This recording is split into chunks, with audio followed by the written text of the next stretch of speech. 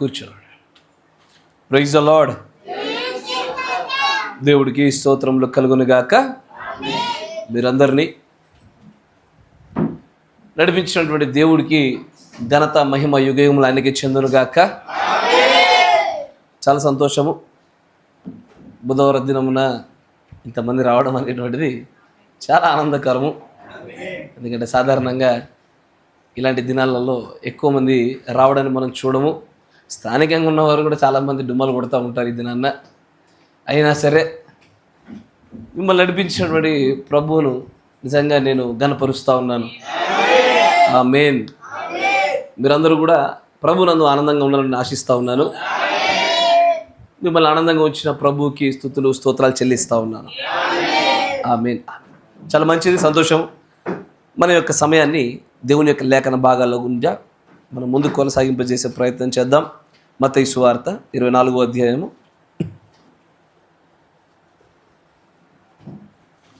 మత్తయి సువార్త 24వ అధ్యాయము.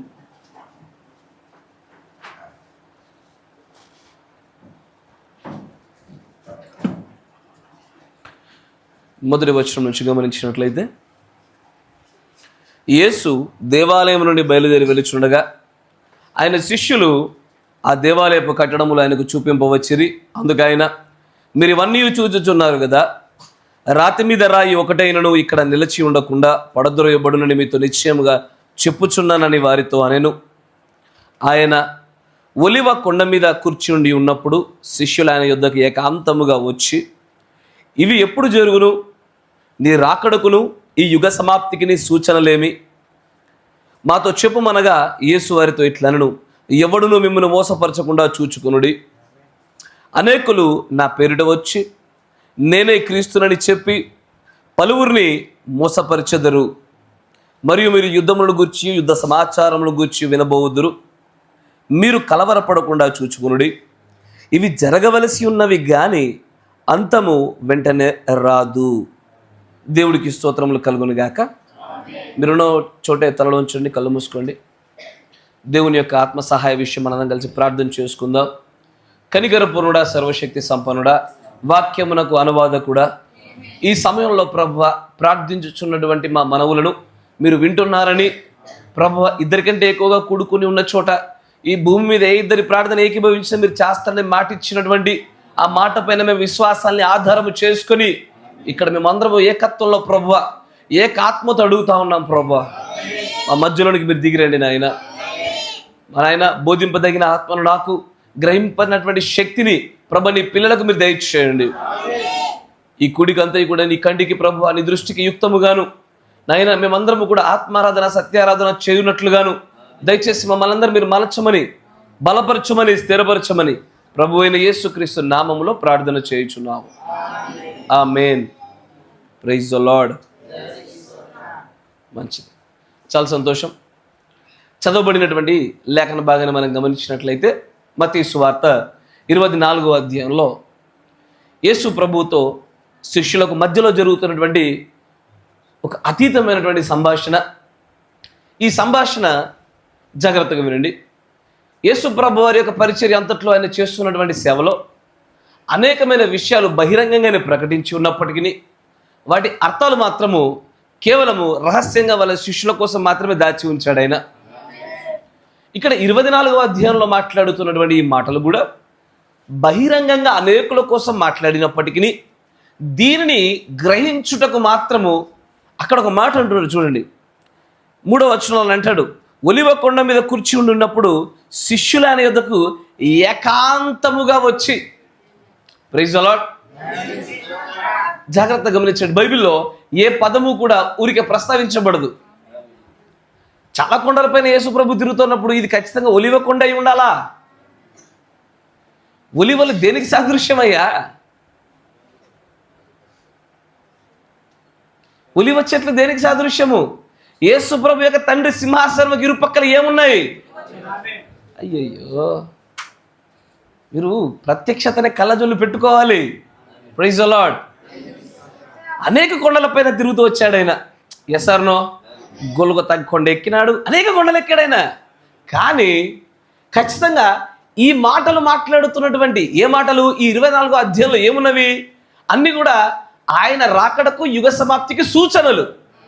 అంటే మరొక మాటలో చెప్పాలంటే ఈ గడియ వర్తమానానికి మాత్రమే ప్రత్యక్షత కలిగిన ప్రజలకి మాట అర్థమవుతుంది. మత్తయి సువార్త 24వ అధ్యాయంలో ఉన్నవన్నీ కూడా 7 ముద్రలే.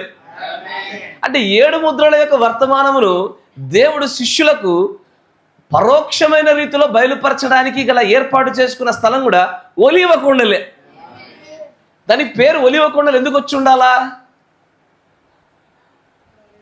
అక్కడ అన్ని తుమ్మ చెట్లు ఉంటే ఒలీవ కొండ అని పేరు వచ్చిందా? అయ్యా అంతేగా.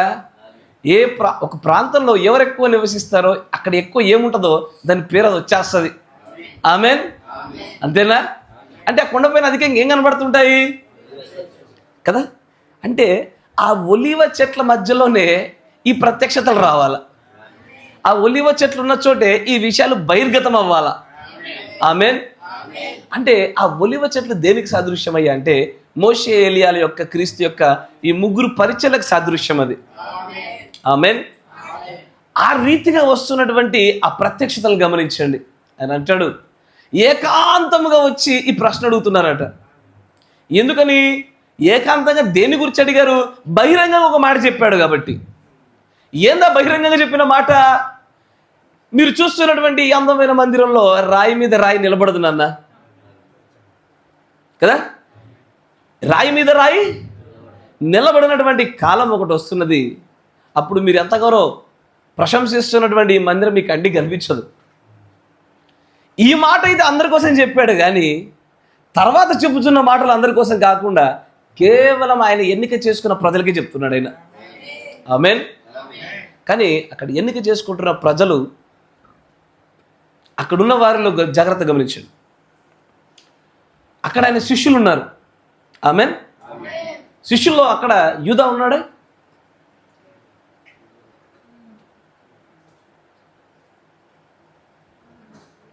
యూదా లేడని ఎట్లా అన్నారు మీరు? యేసు ప్రభు యొక్క మరణ పునరుద్ధరణ వరకు కూడా ఎసర్రా యేసు ప్రభు మరణించినప్పుడు ఆయన మరణించాడు.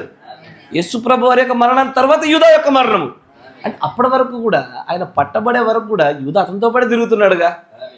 ఎసర్నో అంటే ఏకాంతముగా చెప్పబడిన ఈ విషయాల్లో కూడా ఈ యొక్క సూచనలు, ఈ యొక్క రాకడకు యుగ సమాప్తికి సంబంధించిన ఈ సూచనలు అందరికీ కావు, దానిలో కూడా కొందరికే. అంతేనా? బహిరంగ జన సమూహానికి కాకుండా ఏకాంతంగా చెప్పాడు.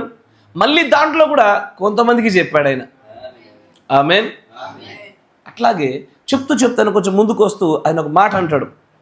4వ వచనంలో యేసు వారితో ఇట్లా అనను, ఎవ్వడును మిమ్మల్ని మోసపరచకుండా చూచుకొనుడి.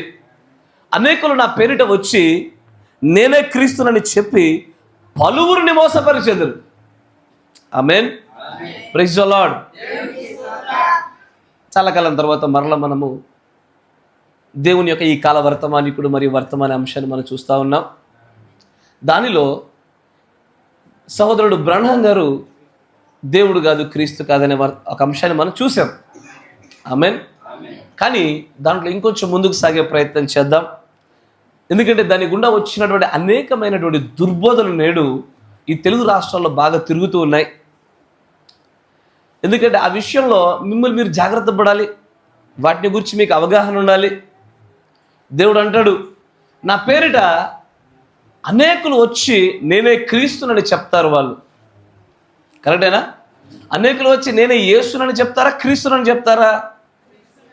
ఎందుకంటే ఈ 2 పదాలలో వ్యత్యాసమైనటువంటి బాధ్యతలు ఉన్నాయి. ఈ 2 పదాలలో వ్యత్యాసమైనటువంటి పనులుంటాయి. యేసు చేసేటువంటి అంటే ఆ నామాన్ని ధరించుకొని వస్తున్నప్పుడు చేసే పనులు వేరు, క్రీస్తు అన్నటువంటి నామాన్ని ధరించుకున్నప్పుడు వచ్చి చేస్తున్న పనులు వేరు. కానీ ఒక మాట గమనించండి, మనందరికీ తెలిసిన ఒక విషయాన్ని గమనించాలి. ఏంటది? ఈ 24వ అధ్యాయం అంతా కూడా 7 ముద్రలేగా. ఆమేన్. దానిలో ఈ మొదటి వచనం ఏదైతే చూసామో అంటే ముద్రల యొక్క సూచనల గురించి మాట్లాడుతూ, ఎవ్వడును మిమ్మల్ని మోసపరచకుండా చూచుకొనుడి, నా పేరిట అనేకులు వచ్చి నేనే క్రీస్తు అని చెప్తారు. ఇది ఎప్పటి నుంచి ప్రారంభమైంది? ఈ లేఖన నెరవేర్పు ఎప్పుడు మొదలైంది, ఎప్పుడు అంతమైంది? ఎందుకంటే జాగ్రత్త వినండి, 4 ముద్రలు 7 సంఘ కాలాలకు. Praise the lord. 7 సంఘ కాలాలు ఉన్నవా? ఈ 7 సంఘ కాలాలలో ఎన్ని ముద్రలు నెరవేర్పు జరుగుతుంది? 4 ముద్రలు. ఎందుకంటే 5వ ముద్ర యూదుల కొరకు, 6వ ముద్ర ప్రపంచానికి, 7వ ముద్ర వధువు కోసం. స్పష్టమేనా? ఆమేన్. ఇప్పుడు ఈ 7 సంఘ కాలములలో ఎన్ని ముద్రలు జరుగుతున్నాయి? సరే, మొదటి ముద్ర ఎప్పుడు ప్రారంభమైంది?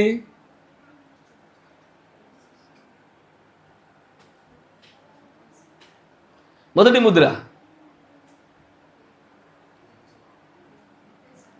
అమ్మా ఎఫెస్లోనే. అట్లా చెప్పారా? God bless you. ఎఫెస్లో అన్ని ప్రారంభమయ్యాయమ్మా. అట్లా కత్తలే, నేను అడుగుతా ఉంది, ఎక్కడ ప్రారంభమైంది? మీరు 7 ముద్రల గ్రంథాన్ని చదివారా? చదివారు. నైసియాలో జరిగిందా? నైసియాకు ముందు లేదా? ఉంది. అంటే నాకు షార్ట్ కట్లో చెప్పేసి త్వరగా నేను ముందుకెళ్ళిపోవాలనుకుంటున్నా. నేను త్వరగా ముందుకెళ్ళాలనుకుంటున్నా. ఎక్కడ? ఇది ఎవరిలో జరుగుతుంది? ఇది ఎవరయ్యా? నేను క్రీస్తునని చెప్పుకొని వచ్చి క్రీస్తులాగా అనుకరణ చేస్తూ క్రీస్తు స్థానాన్ని తీసుకొని వచ్చిన వారెవరు? పోపు. అంతేనా? మొదటి ముద్ర ఏంటి? ఏంది? షార్ట్ సర్క్యూట్ అయింది మీదంతా. What is the first seal? మొదటి ముద్ర ఏంటి?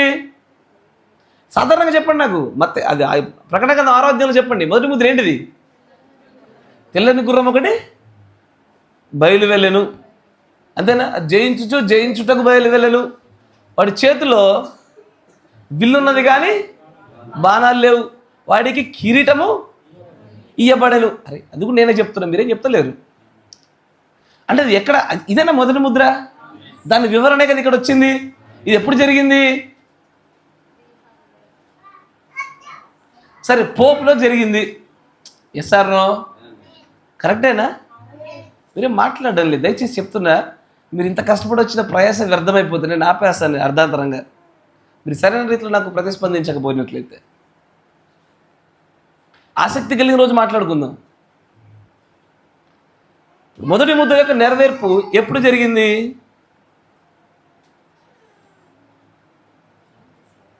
సంవత్సరాలు అక్కర్లేదే, నాకు అప్రాక్సిమేట్గా చెప్పేసేయండి. సరే, పోప్ దగ్గర ప్రారంభమైంది, అంతేనా? ఇప్పుడు 2వ ముద్ర ఎప్పుడు జరుగుతుంది? 2వ ముద్ర ఏంటి అమ్మా?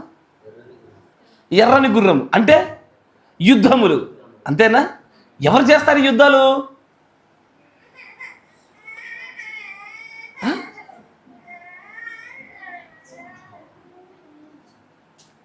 ప్రతి ఇంట్లో ఒక 7 ముద్రల పుస్తకం ఉందా? ఒక పాట పాడారా? ఏది? ఆది నుంచి ఎదురు చూసినా అంతగానే ఎదురు చూసి ఎందుకంత పక్కన పడేసావు? మరి ఆది నుంచి ఎదురు చూపి పెడితే దేవుడు దానికోసం ఆచి దాచి దాచి దాచి ఇప్పుడు బయట పెట్టాడు ఆయన. బయట పెట్టిందని ఇంత మర్చిపోతున్నారు మీరు. అయ్యో, ఇప్పుడు 2వ యొక్క ముద్రలో ఎర్రని గుర్రం కనబడతా ఉంది కదా? ఆ ఎర్రని గుర్రం ఏంటిది? ఇది వేరే గుర్రమా? అదే గుర్రమా? అదే గుర్రం. రంగు మార్చుకొని వచ్చింది. ఇప్పుడు దానిపైన సవారీ చేస్తున్నాడు వేరేవాడా? వాడేనా? కానీ వాడి యొక్క పని మారుతూ వచ్చింది. ఆమేన్. తెల్లని గుర్రం మీద క్రీస్తును అనుకరిస్తూ క్రీస్తుని పోలి, వాడు క్రీస్తు కాకపోయినా క్రీస్తు అని చెప్పుకొనుచు వచ్చి ప్రజలను మోసం చేస్తూ వచ్చాడు. వచ్చిన వాడు కొంతకాలానికి వాడు ఖచ్చితంగా వాని చేతి ఖడ్గమప్ప చెప్పబడింది. వాడు యుద్ధం చేస్తూ అందరిని చంపేస్తూ ముందుకెళ్ళినాడు. అంతేనా? మొదటి ముద్ర ముగిశాక 2వ ముద్ర ప్రారంభమైందా? Yes or no? అంతేనా? కానీ ఇక్కడ ఒక విషయాన్ని గమనించాలి. ఏంటంటే దేవుడు తన యొక్క ప్రవక్త ద్వారా పలికింపజేసినటువంటి మాటలో ఒక మాటను చాలా జాగ్రత్తగా వినండి. ముద్రలకు దేవుడు ఒక ఖచ్చితమైనటువంటి సూత్రాన్ని పెట్టాడు. ఆయన మొదటి ముద్రలో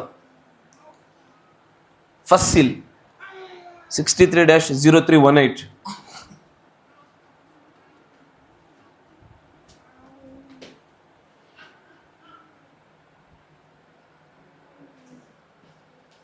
దాంట్లో 293వ పేర చూడండి.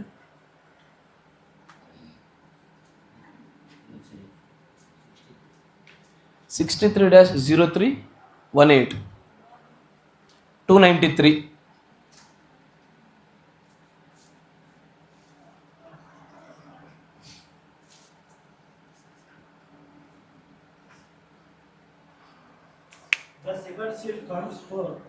రెండవ ముద్ర ముందుకు వస్తుంది.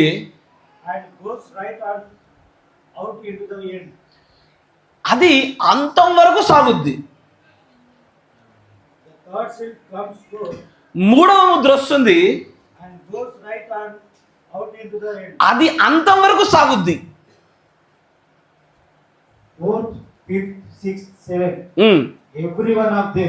ప్రతి ఒక్క ముద్ర కూడా అది ప్రారంభించిన దశ మొదలుకొని అంతం వరకు సాగాలి.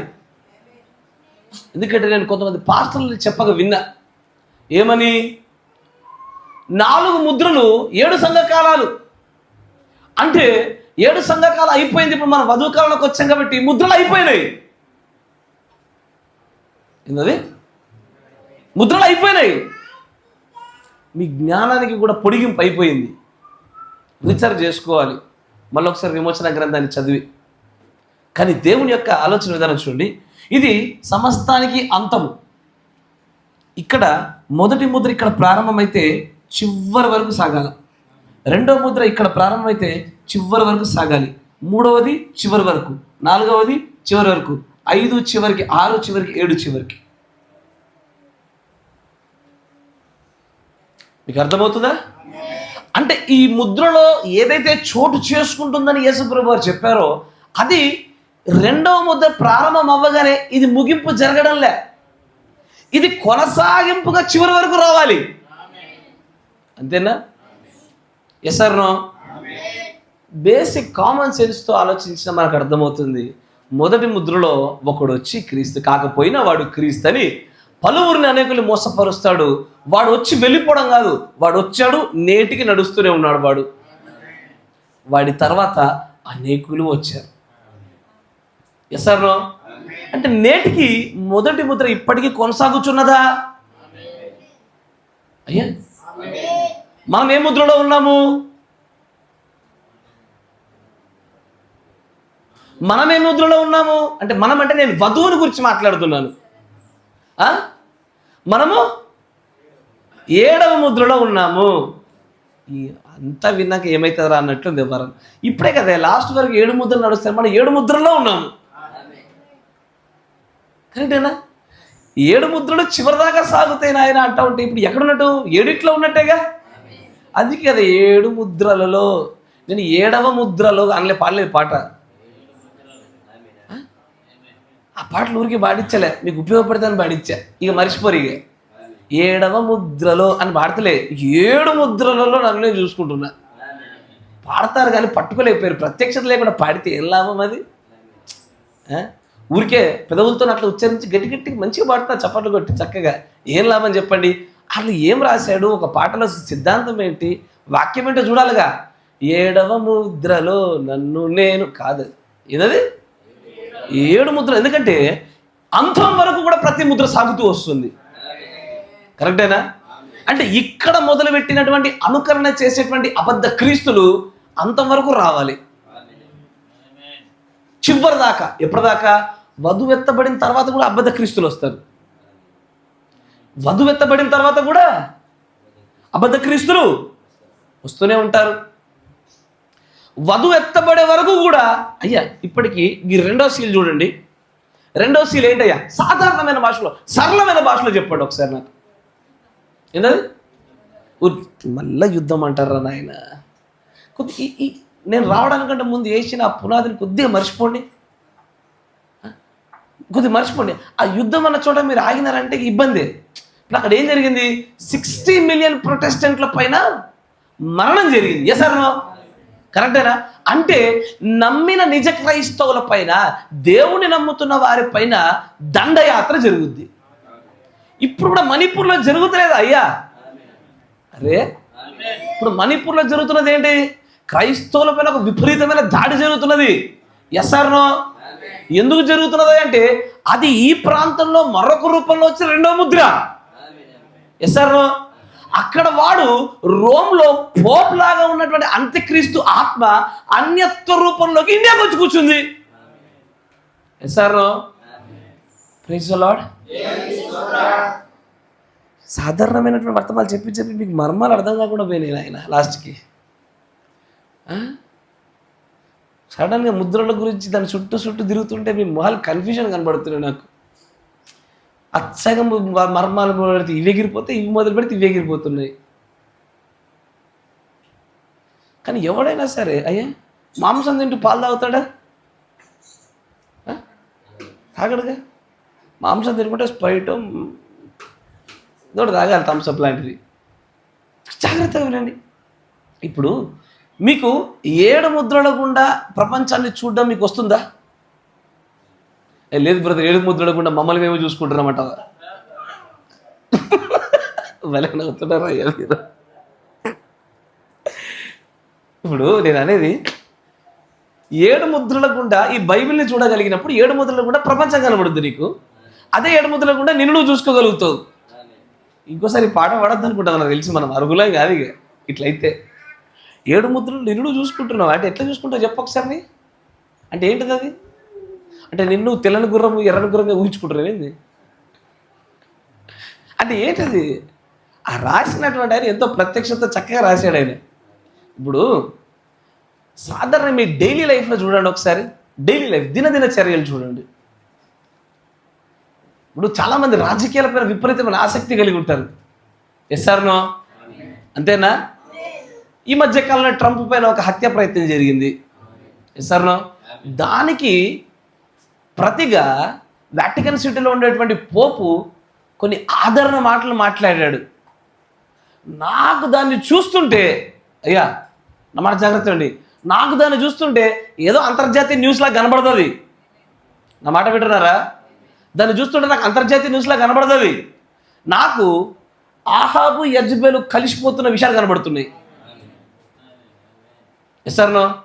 ఇద్దరు కొట్టుకునే భార్యాభర్తల మధ్యలోకి వెళ్ళి భార్యను పిల్లని కొట్టు, వాళ్ళిద్దరు ఏకమే నిన్ను తాగుతారు. Yes or no? ఇక్కడ జరిగిన హత్య ప్రయత్నం ఏం చేసిందంటే ప్రపంచమంతా కూడా వీడి దిక్కు చూపించేలాగా చేసి వారిద్దరిని అతి దగ్గరగా చేస్తూ ఉంది అది. అంతేనా? అయ్యా ప్రతిదీ కూడా 7 ముద్రల గుండానే చూడాలి. ఇప్పుడు మీరు ఆంధ్ర రాజకీయాలు చూడండి అయ్యా. ఆంధ్ర రాజకీయాలను చూస్తుంటే ఆసక్తికరంగా కనబడుతుందా? ఈ మధ్యకాలంలో పాపము కొత్త గవర్నమెంట్ వచ్చింది. పవన్ కళ్యాణ్ గారు దురగారి ద్వారా మంచి కొత్తది వచ్చింది. ఎవరు పవన్ కళ్యాణ్ చూస్తుంటే అభ్యున్నతమైన భావాలు చక్కచక్క విషయాలు మాట్లాడుతుంటాడు ఆయన. కానీ అది అంత్యక్రీస్తు యొక్క ఆత్మ మరొక రూపంలో మారి అన్యత్వం అనేటువంటి మోడీ రూపంలోకి వచ్చిన తర్వాత మోడీ రూపం నుంచి మరొక రూపంలో మారినటువంటి మరొక ముసుగులో వచ్చినటువంటి పవన్ కళ్యాణ్. అది చూడగలిగే కన్నులు ఉన్నాయా నీకు? గుర్తుపట్టగలిగే ప్రత్యక్షత వచ్చిందా నీకు? ఎందుకు జరుగుతుంది అది? అట్లాగెందుకు చోటు చేసుకుంటుంది అది? అయ్యా ప్రతి దాన్ని కూడా 7 ముద్రల కింద చూడడం అంటే ఈ 7 ముద్రలలో దేవుడు బయలుపరిచిన ఆ సత్యాల్ని, ఆ సర్వసత్యాలను పట్టుకోగలిగినప్పుడు నీ కుటుంబంలో అయినా సరే, నీ ప్రాంతంలో, నీ రాష్ట్రంలో, దేశంలో అన్ని చోట్ల జరుగుతున్న విషయాల్ని వీటి గుండానే ముడిపెట్టగలిగే ప్రత్యక్షత దొరుకుతుంది నీకు. ముద్రలు అంటే ఏంది? 2-3 పేజీల నోట్స్ అని దృష్టిలో. అయ్యా ముద్రలు అంటే 2-3 పేజీల ఏదో చెప్తున్నాక గబగబా రాసుకొని చదువుతున్నప్పుడు సేవ్ చేసుకుని అవా కాదు. నా మాట వినండి. Without the book of redemption you will not be redeemed. అంతేనా? మీరు రిడీమ్డ్ అవ్వాలంటే, మీరు విమోచించబడాలంటే విమోచన గ్రంథం రావాలా. విమోచన గ్రంథాన్ని పట్టుకున్నంత మాత్రం ఒకటి విమోచన కలగదు. కానీ ఆ విమోచన గ్రంథం కూడా అన్ని చూడగలగాల. ఏం చూడగలుగుతున్నాము? అసలు విమోచన గ్రంథం కూడా బైబిల్లో చూడలేకపోతున్నారు. ఇక ప్రపంచాన్ని రియాలిటీని ఎట్లా చూస్తావు? అయ్యా రియాలిటీని చూడడానికంటే ముందుగా దీంట్లో ప్రవచన రూపంలో జరగబోవలసినటువంటి విషయాలు, సంగతులు దేశాల మధ్యలో దానియేలు గ్రంథం గుండా, హెజ్కేలు గ్రంథం గుండా దేవుడు మాట్లాడిన విషయాల్ని మనం 7 ముద్రల గుండా చూస్తే దీనిలో జరగడానికంటే ముందే చెప్పబడిన విషయాలు మనం గమనించగలుగుతాం, గుర్తుపట్టగలుగుతాం. కానీ ఏ వ్యక్తి అయినా సరే ఈ పేపర్ పైన అక్షర రూపంలో ఉన్న విషయాల్ని చదవగలుగుతాడు, పట్టుకోవడం కూడా కొంతమందికి సాధ్యమవుతుంది, కానీ when it takes place in the reality, నిజ జీవితంలో అది చోటు చేసుకున్న సమయంలో గుర్తుపట్టగలిగేది వధువు మాత్రమే. మెస్సయ్య గురించి చాలా బాగా రాశారయ్యా, చాలా లేఖనాలు రాశారు పాత నిబంధనలో. రియాలిటీలోకి వచ్చేసరికి అందరూ ఎగిరిపోయినారు, పామరులు మాత్రమే పట్టుకోగలిగినారు. అట్లాగే ఈ విమోచన గ్రంథమును గురించినటువంటి ఆ రియాలిటీ నిజ రూపంలో, నిజ స్వరూపంలో, మన జీవన శైలిలో మన కళ్ళెదురుగా జరుగుతున్నప్పుడు పట్టుకోలేకపోతున్నారు. నేను మరలా ప్రశ్నిస్తా ఉన్నా, ఈ బైబిల్ నిజంగా మీకు నూతన బైబిల్గా మార్చబడిందా? మీరు అనుకుంటే సరిపోదు, మీరు అనుకోవడం వల్ల సరిపోదు, అది చూడగలిగే నేత్రం రావాలి. నిజంగా 7 ముద్రల యొక్క ప్రత్యక్షతయు, అది దేవుడు బయలుపరిచిన విధానాన్ని నువ్వు చూస్తుంటే ఎందుకు అది ఒలివ కొండ ఉందో నీకు అర్థమయ్యేది. 1000 సార్లు చదివా ఆ మాట ఎప్పుడు అర్థమవుతుంది మనకి? ఎప్పుడు అర్థమవుతుందంటే 7 సీల్స్, ఆ విమోచన గ్రంథం గుండానే ఈ బైబిల్ని చూడాలి. ఎందుకంటే ఆ గ్రంథాన్ని దేవుడు ఆది నుంచి దాచి దాచి ఉంచి పెట్టాడు. అది బైబిల్లో ఉన్న అనేకమైన విషయాల వెనక తాళపుచేవది. కరెక్టేనా? దేవుడు దిగొచ్చేప్పుడు ఏ కొండ మీద దిగొస్తాడయ్యా? పరిపాలన చేయడానికి ఎత్తబాటులకు మధ్యాకాశం వరకు వస్తాడు. కానీ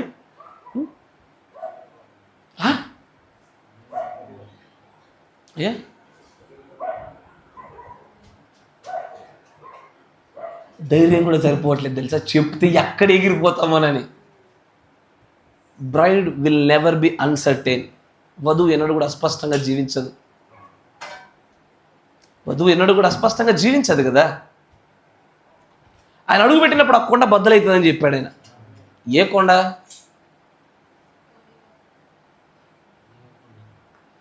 చెప్తున్నారు కానీ దాంట్లో ధైర్యం లేదు, నాకు కాన్ఫిడెన్స్ కనబడతలే.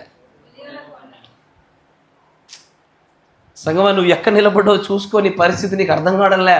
ఈ భూలోక జీవితంలో చాలా దూరం పారిపోతున్నావు, మంచిగా ఎదుగుతున్నావేమో, కానీ వర్తమానంలో ఎక్కడి దాకా ఎదుగుతూ వచ్చావయ్యా? నీకేం కరువైంది? వాక్యం కరువైందా? సమయం కరువైందా? అన్ని సమృద్ధిగా ఇచ్చిన తర్వాత కూడా పట్టుకోగలుగుతున్నామా? Praise the lord. సరే, మనం వర్తమానంలోకి వెళ్దాం. నేను ఇటు పోతున్న కొద్ది అటే వెళ్ళిపోతుంది, ముద్రల వైపు వెళ్ళిపోతుంది.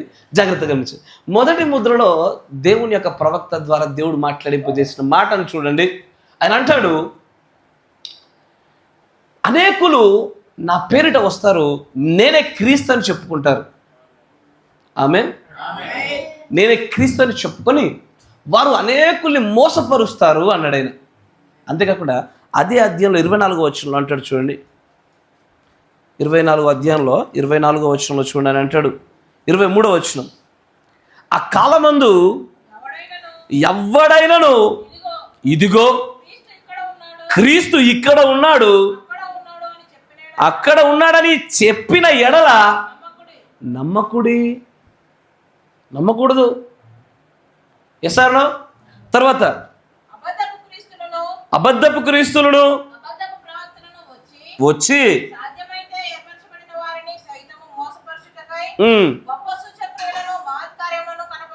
చాలు. అంటే సూచక క్రియలు, మహత్కార్యాలు అబద్ధ క్రీస్తుల్లో, అబద్ధ ప్రవక్తల్లో కూడా ఉంటాయి. ఎసారో ఒక సూచక క్రియ జరిగిందనుకోండి, ఉదాహరణకి ఇప్పుడు ఇదిగో ఒక మానవుడు వచ్చి నిలబడి నేను దేవుణ్ణి అని మీకు చెప్పి మీరు నమ్మునట్లుగా మీకు ఏం చేయాలో చెప్పండి అన్నారనుకోండి. సమయలు గారు అంటారు, మా 2 బర్రెలు 10 బర్రెలు కావాలా? అయిపోతే వెంటనే అప్పుడు ఆయన ఏమవుతాడు? ఇంట్లో ముంగట రూమ్ ఆయనకే ఇస్తాడు. అయ్యా ఎస్ సార్, అంతేనా కదా? అంటే అద్భుత కార్యాలు, సూచక క్రియలు అన్ని చోట్ల జరుగుతాయి. అది అబద్ధ క్రీస్తుల్లోనూ, అబద్ధ ప్రవక్తల వద్ద కూడా అద్భుత కార్యాలు చోటు చేసుకుంటాయి, మహత్కార్యాలు కూడా చోటు చేసుకుంటాయి. వధువు దాన్ని బట్టి ఎన్నడూ మోసపోకూడదు. ఆయన అంటాడు, సాధ్యమైతేనే ఏర్పరచబడిన వారిని మోసపుచ్చుతాయి. కానీ దేవుడు ప్రవక్త అంటాడు, సాధ్యమైతే చేస్తాడేమో కానీ వధువు ఎన్నడికి మోసపోదట. ఎందుకంటే ఇప్పుడు ఉన్నటువంటి ఈ వధువు పడిపోదుగా. This bride in the end time will never fall. ఆదిలో ఉన్న వధువు పాడైపోయింది, పెంతెకొస్తలో పాడైపోయింది, కానీ ఇప్పుడున్న వధువు ఎన్నటికీ పాడు కాదు. అసలు పడిపోదామే. ఒక అద్భుత కార్యం జరిగినా సరే లేఖనంతో పాటు సరిపోల్చబడుతుంటే తూగుతుంటే నిలబడడం లేదండి. లేఖనంలో లేదు కాబట్టి మేము నమ్మము. కాదండి, ఒక మహత్కార్యం చేశాడండి, చచ్చిపోయిన లేపుతున్నాడు ఆయన. అయినా సరే లేఖనంలో ఎక్కడో తేడా కొడుతుంది. మీ గురించి పక్కకి జరగండి మీరు, అంతేనా? అంటే అద్భుత కార్యాలు వినండి, గొప్ప గొప్ప ప్రార్థనలు చేసి అద్భుత కార్యాలు కూడా చోటు చేసుకుంటాయ్యా. నిర్విరామమైనటువంటి ఉపవాస ప్రార్థనలు చేస్తుంటే మహత్కారాలు కూడా చోటు చేసుకుంటాయి. కానీ అది పరిశుద్ధాత్మను పొందుకున్నాడు అనడానికి కానీ, పరలోక రాజ్యం అనేటువంటిది గ్యారెంటీ అని చెప్పడానికి కానీ, అది గ్యారెంటీగా సూచనగా ఎప్పుడు దేవుడు చెప్పలా. ఎందుకంటే అద్భుతాలు సూచక క్రియలు అన్ని చోట్ల జరుగుతూ ఉంటాయి. అన్ని జనులలో అద్భుతాలు లేవా అయ్యా? అన్ని జనులలో అద్భుతాలు లేవా? అన్ని జనులలో సూచక్రియలు లేవా? అందరిలో ఉన్నాయి. కానీ లేఖన నెరవేర్పు ఒకటి మాత్రమే వధువులో ఉంటుంది. ఆమేన్. కానీ ఇక్కడ అంటాడు, అబద్ధపు క్రీస్తులు అబద్ధ ప్రవక్తలు వచ్చి నిజంగా మోసం చేయడానికి చాలా ప్రయత్నం చేస్తారు. సమస్య ఏంటయ్యా అంటే మోసపోయినారు. ఎవరు? మేము ఏర్పరచబడిన వారము అని చెప్పుకొని వచ్చినటువంటి ఈ గడియ వర్తమానంలో ఉన్న ప్రజలే ఇదిగో కొంతమంది వచ్చి మేము క్రీస్తులము అని చెప్పగానే, మేము ప్రవక్తలము అని చెప్పగానే మోసపోయి పడిపోయిన వారు ఎక్కడో కాదు, ఈ వర్తమానంలోనే ఉన్నారు వాళ్ళు. కానీ ఏ దుర్బోధైనా సరే బైబిల్లో ఏదో ఒక లేఖనాన్ని ఆధారం చేసుకొని వస్తుంది. సరేనా? ఇప్పుడు ఈ రోజున సబ్బాత్ అనేది ఒకటి ఉంటుంది, విశ్రాంతి దినం. విశ్రాంతి దినమును పాటించినటువంటి లేఖనాలు పాత నిబంధనలు చాలా ఉన్నాయి. దాన్ని ఆధారం చేసుకుని నేటికి పాటిస్తున్నవాడు ఉన్నాడు. ఎందుకు పాటిస్తున్నాడు అన్న అంటే పాత నిబంధనలో ఉన్నటువంటి ఆ లేఖనాలు చూపిస్తాడు వాడు.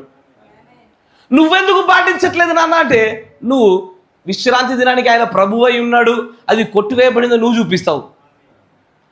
అంటే ఒక అసంపూర్ణమైన బోధ, అసంపూర్ణమైనట్లు ఒక పరిచర్య, ఒక అబద్ధ ప్రవక్త, ఒక అబద్ధ క్రీస్తు అయినా సరే లేఖనంలో ఏదో ఒక మాటను పట్టుకునే రావాలి.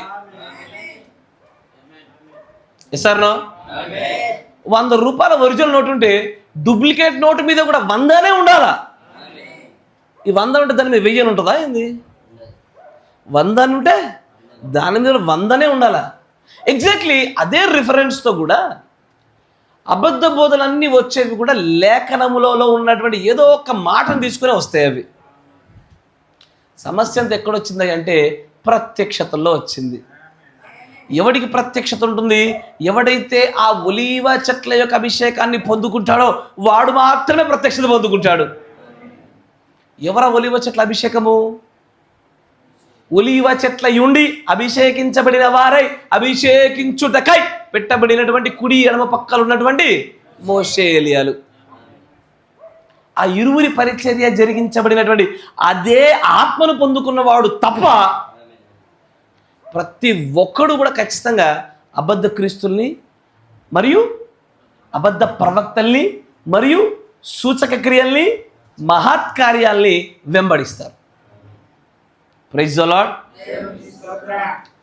ఆర్మూర్లో ఒక పెద్ద మీటింగ్ పెట్టారనుకోండి, ఎవరైనా ఒక్కరు చచ్చిపోయిన 10 మందిని లేపారనుకోండి, వెంటనే మనసులో కోరిక కలుగుద్ది, చూసొద్దామా?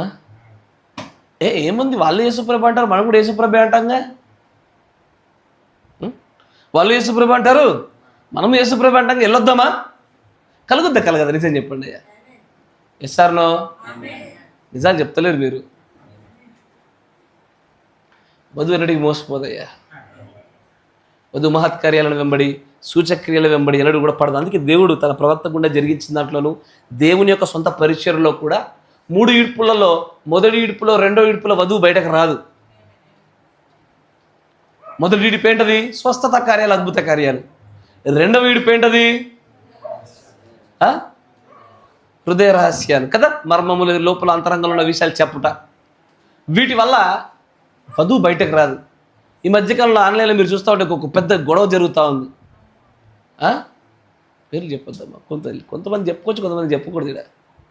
ఏది? ఇక్కడ కూర్చుంటాడు, ప్రభు నన్ను ప్రేరేపిస్తున్నాడు. ఈ సమయంలో ఇదిగో జాకోబ్ అని ఒక అబ్బాయి ఉంటాడు, వాళ్ళ నాన్న తొడ మీద వండుకుంటాడు. వాడు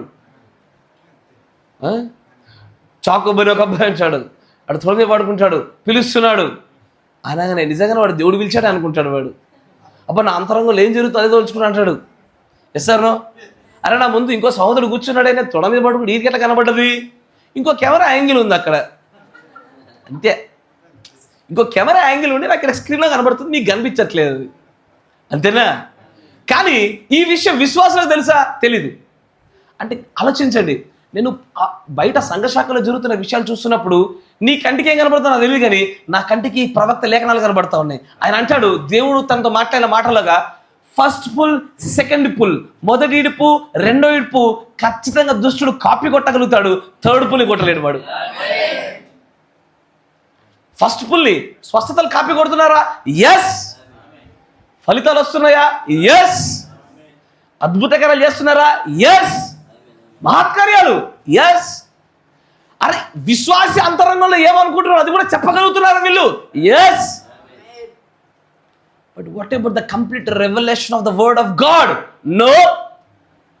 సంపూర్ణ వాక్య బయలుపాటు లేదా దాన్ని కాపీ కొట్టలేడు వాడు. ఏ సంఘశాఖ కాపీ కొట్టలేదు. వర్తమానం అనే బోర్డు పెట్టుకొని సంఘశాఖ లాగా నడుస్తున్న ఏ సంఘము కాపీ కొట్టలేదు. నా మాట వింటున్నారా? దేవుని యొక్క లేఖనాలు అంటే ఏదో ఒక పేపర్ మీద రాసుకునో లేకపోతే ఒక చిన్న ఒక చోట ముద్దలాగా కూర్చి ఒకరు చెప్తుండే చూసి కాపీ కొట్టేది కాదు. అది ప్రత్యక్షత గుండా వచ్చేది. ఆమేన్. Praise the lord. ఇక్కడ అనేకులు కాపీ కొట్టగలుగుతున్నారు కానీ అయ్యా మూడో ఈడ్పుని ఏ ఒక్కడు కాపీ కొట్టలేడు. Third pull ministry it is a silent ministry. ఆయన అంటాడు, దేవుడు తన ప్రవక్తతో అంటాడు, డు నాట్ ఇంటర్ప్రిటేట్, అసలు నువ్వు దీన్ని వివరించకు. చాలా చోట్ల మొదటి రెండు ఈడ్పుల గురించి మాట్లాడుతూ మూడో ఈడ్పుకు రాగానే God told me not to interpret anymore. దేవుడు నాతో అన్నాడు దీనిని గురించి నేను ఎక్కువ వివరణ ఇవ్వకూడదని అంటూ ఆయన అక్కడికక్కడే వివరణ ఆపేస్తాడు ఆయన. ఎందుకయ్యా అంటే అది వివరించేది కాదది, అది వివరించేది కాదది, అది నిశ్శబ్దంలో జరగాలి. ఆమేన్. ఒక తల్లికి గర్భం ఎప్పుడు దాల్చుందో వాడు వివరించగలుగుతాడా? నేను అది ఎప్పుడు జరిగింది తెలీదు. కొంతమందిని చూడాలి, చాలా అద్భుతంగా ఉంటుంది. బ్రదర్ నేను బాప్తిసం తీసుకున్న రోజయ్యా, నేను కొత్త జన్మ పొందిన రోజయ్యా, దాన్ని మంచిగా క్యాలెండర్లో దానికి గుండం పెట్టి గుర్తుపెట్టుకొని ఆ రోజున కృతజ్ఞత ప్రార్థన, భోజనాలు, తతంగాలు. కానీ దేవుడు ప్రవక్త ఏమంటాడు? సరి కూర్చొని చూడు. కొత్త జన్మ అంటే నువ్వు నీటిలో జన్మించింది కాదు, కానీ ఆత్మలో జన్మించిందే నూతన జన్మ. మరి ఎప్పుడు వచ్చింది? దానికి ఎప్పుడు డేట్ ఇవ్వగలుగుతాడు? అంటే బ్రదర్ అసలు ఆ లెక్కను చూసారు మేము మీకు జన్మించలేదంటావు ఏంది? Praise the Lord. దేవుడికి స్తోత్రం కలుగును గాక.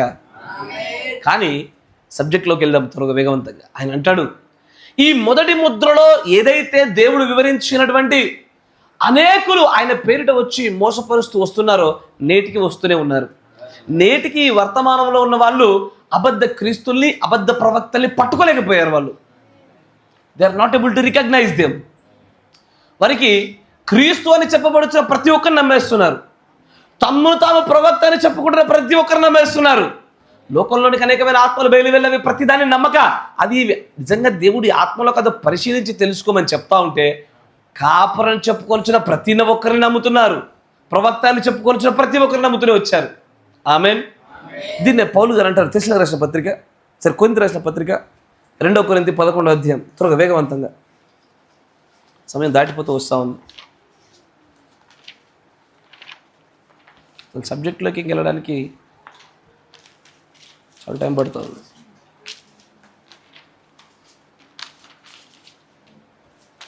రెండో కొరింథీ 11వ అధ్యాయం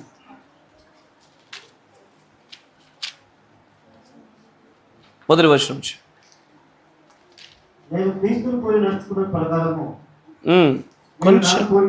కొంచెం అవివేకముగా రెండో కొరింథీ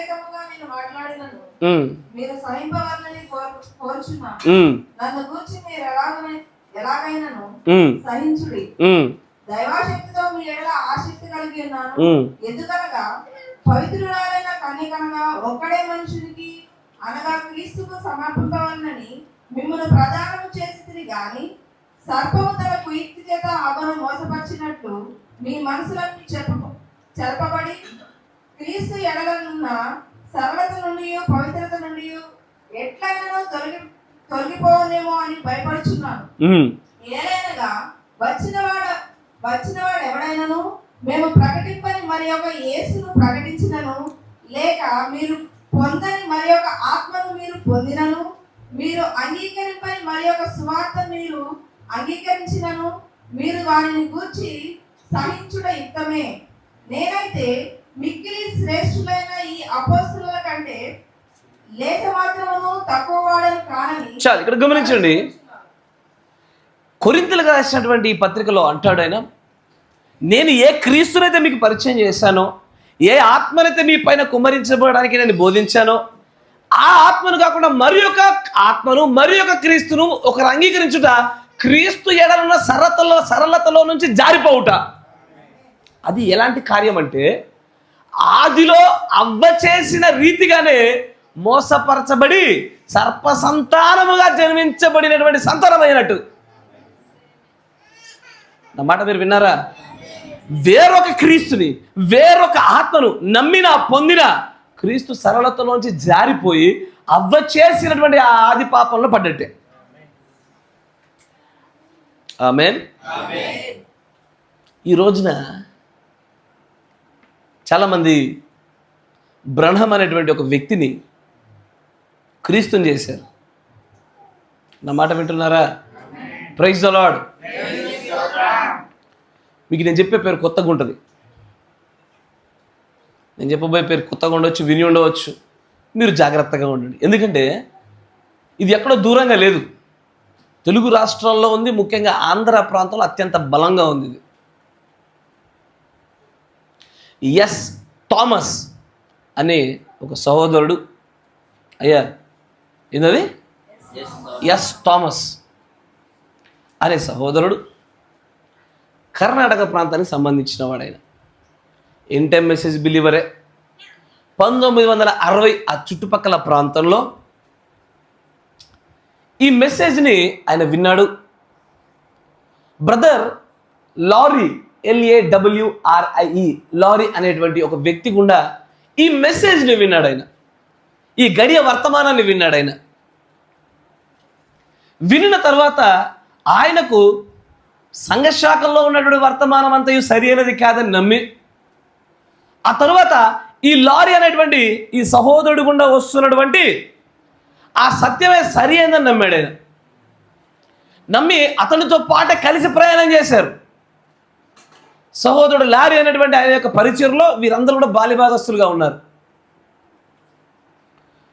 ఒక రోజున 1970 ఆ ప్రాంతంలో ప్రవక్త గారు మరణించిన తర్వాత అమెరికా ప్రాంతంలో జరుగుతున్న కూటములకి ఈ బ్రదర్ లారీ గారు వెళ్ళారు.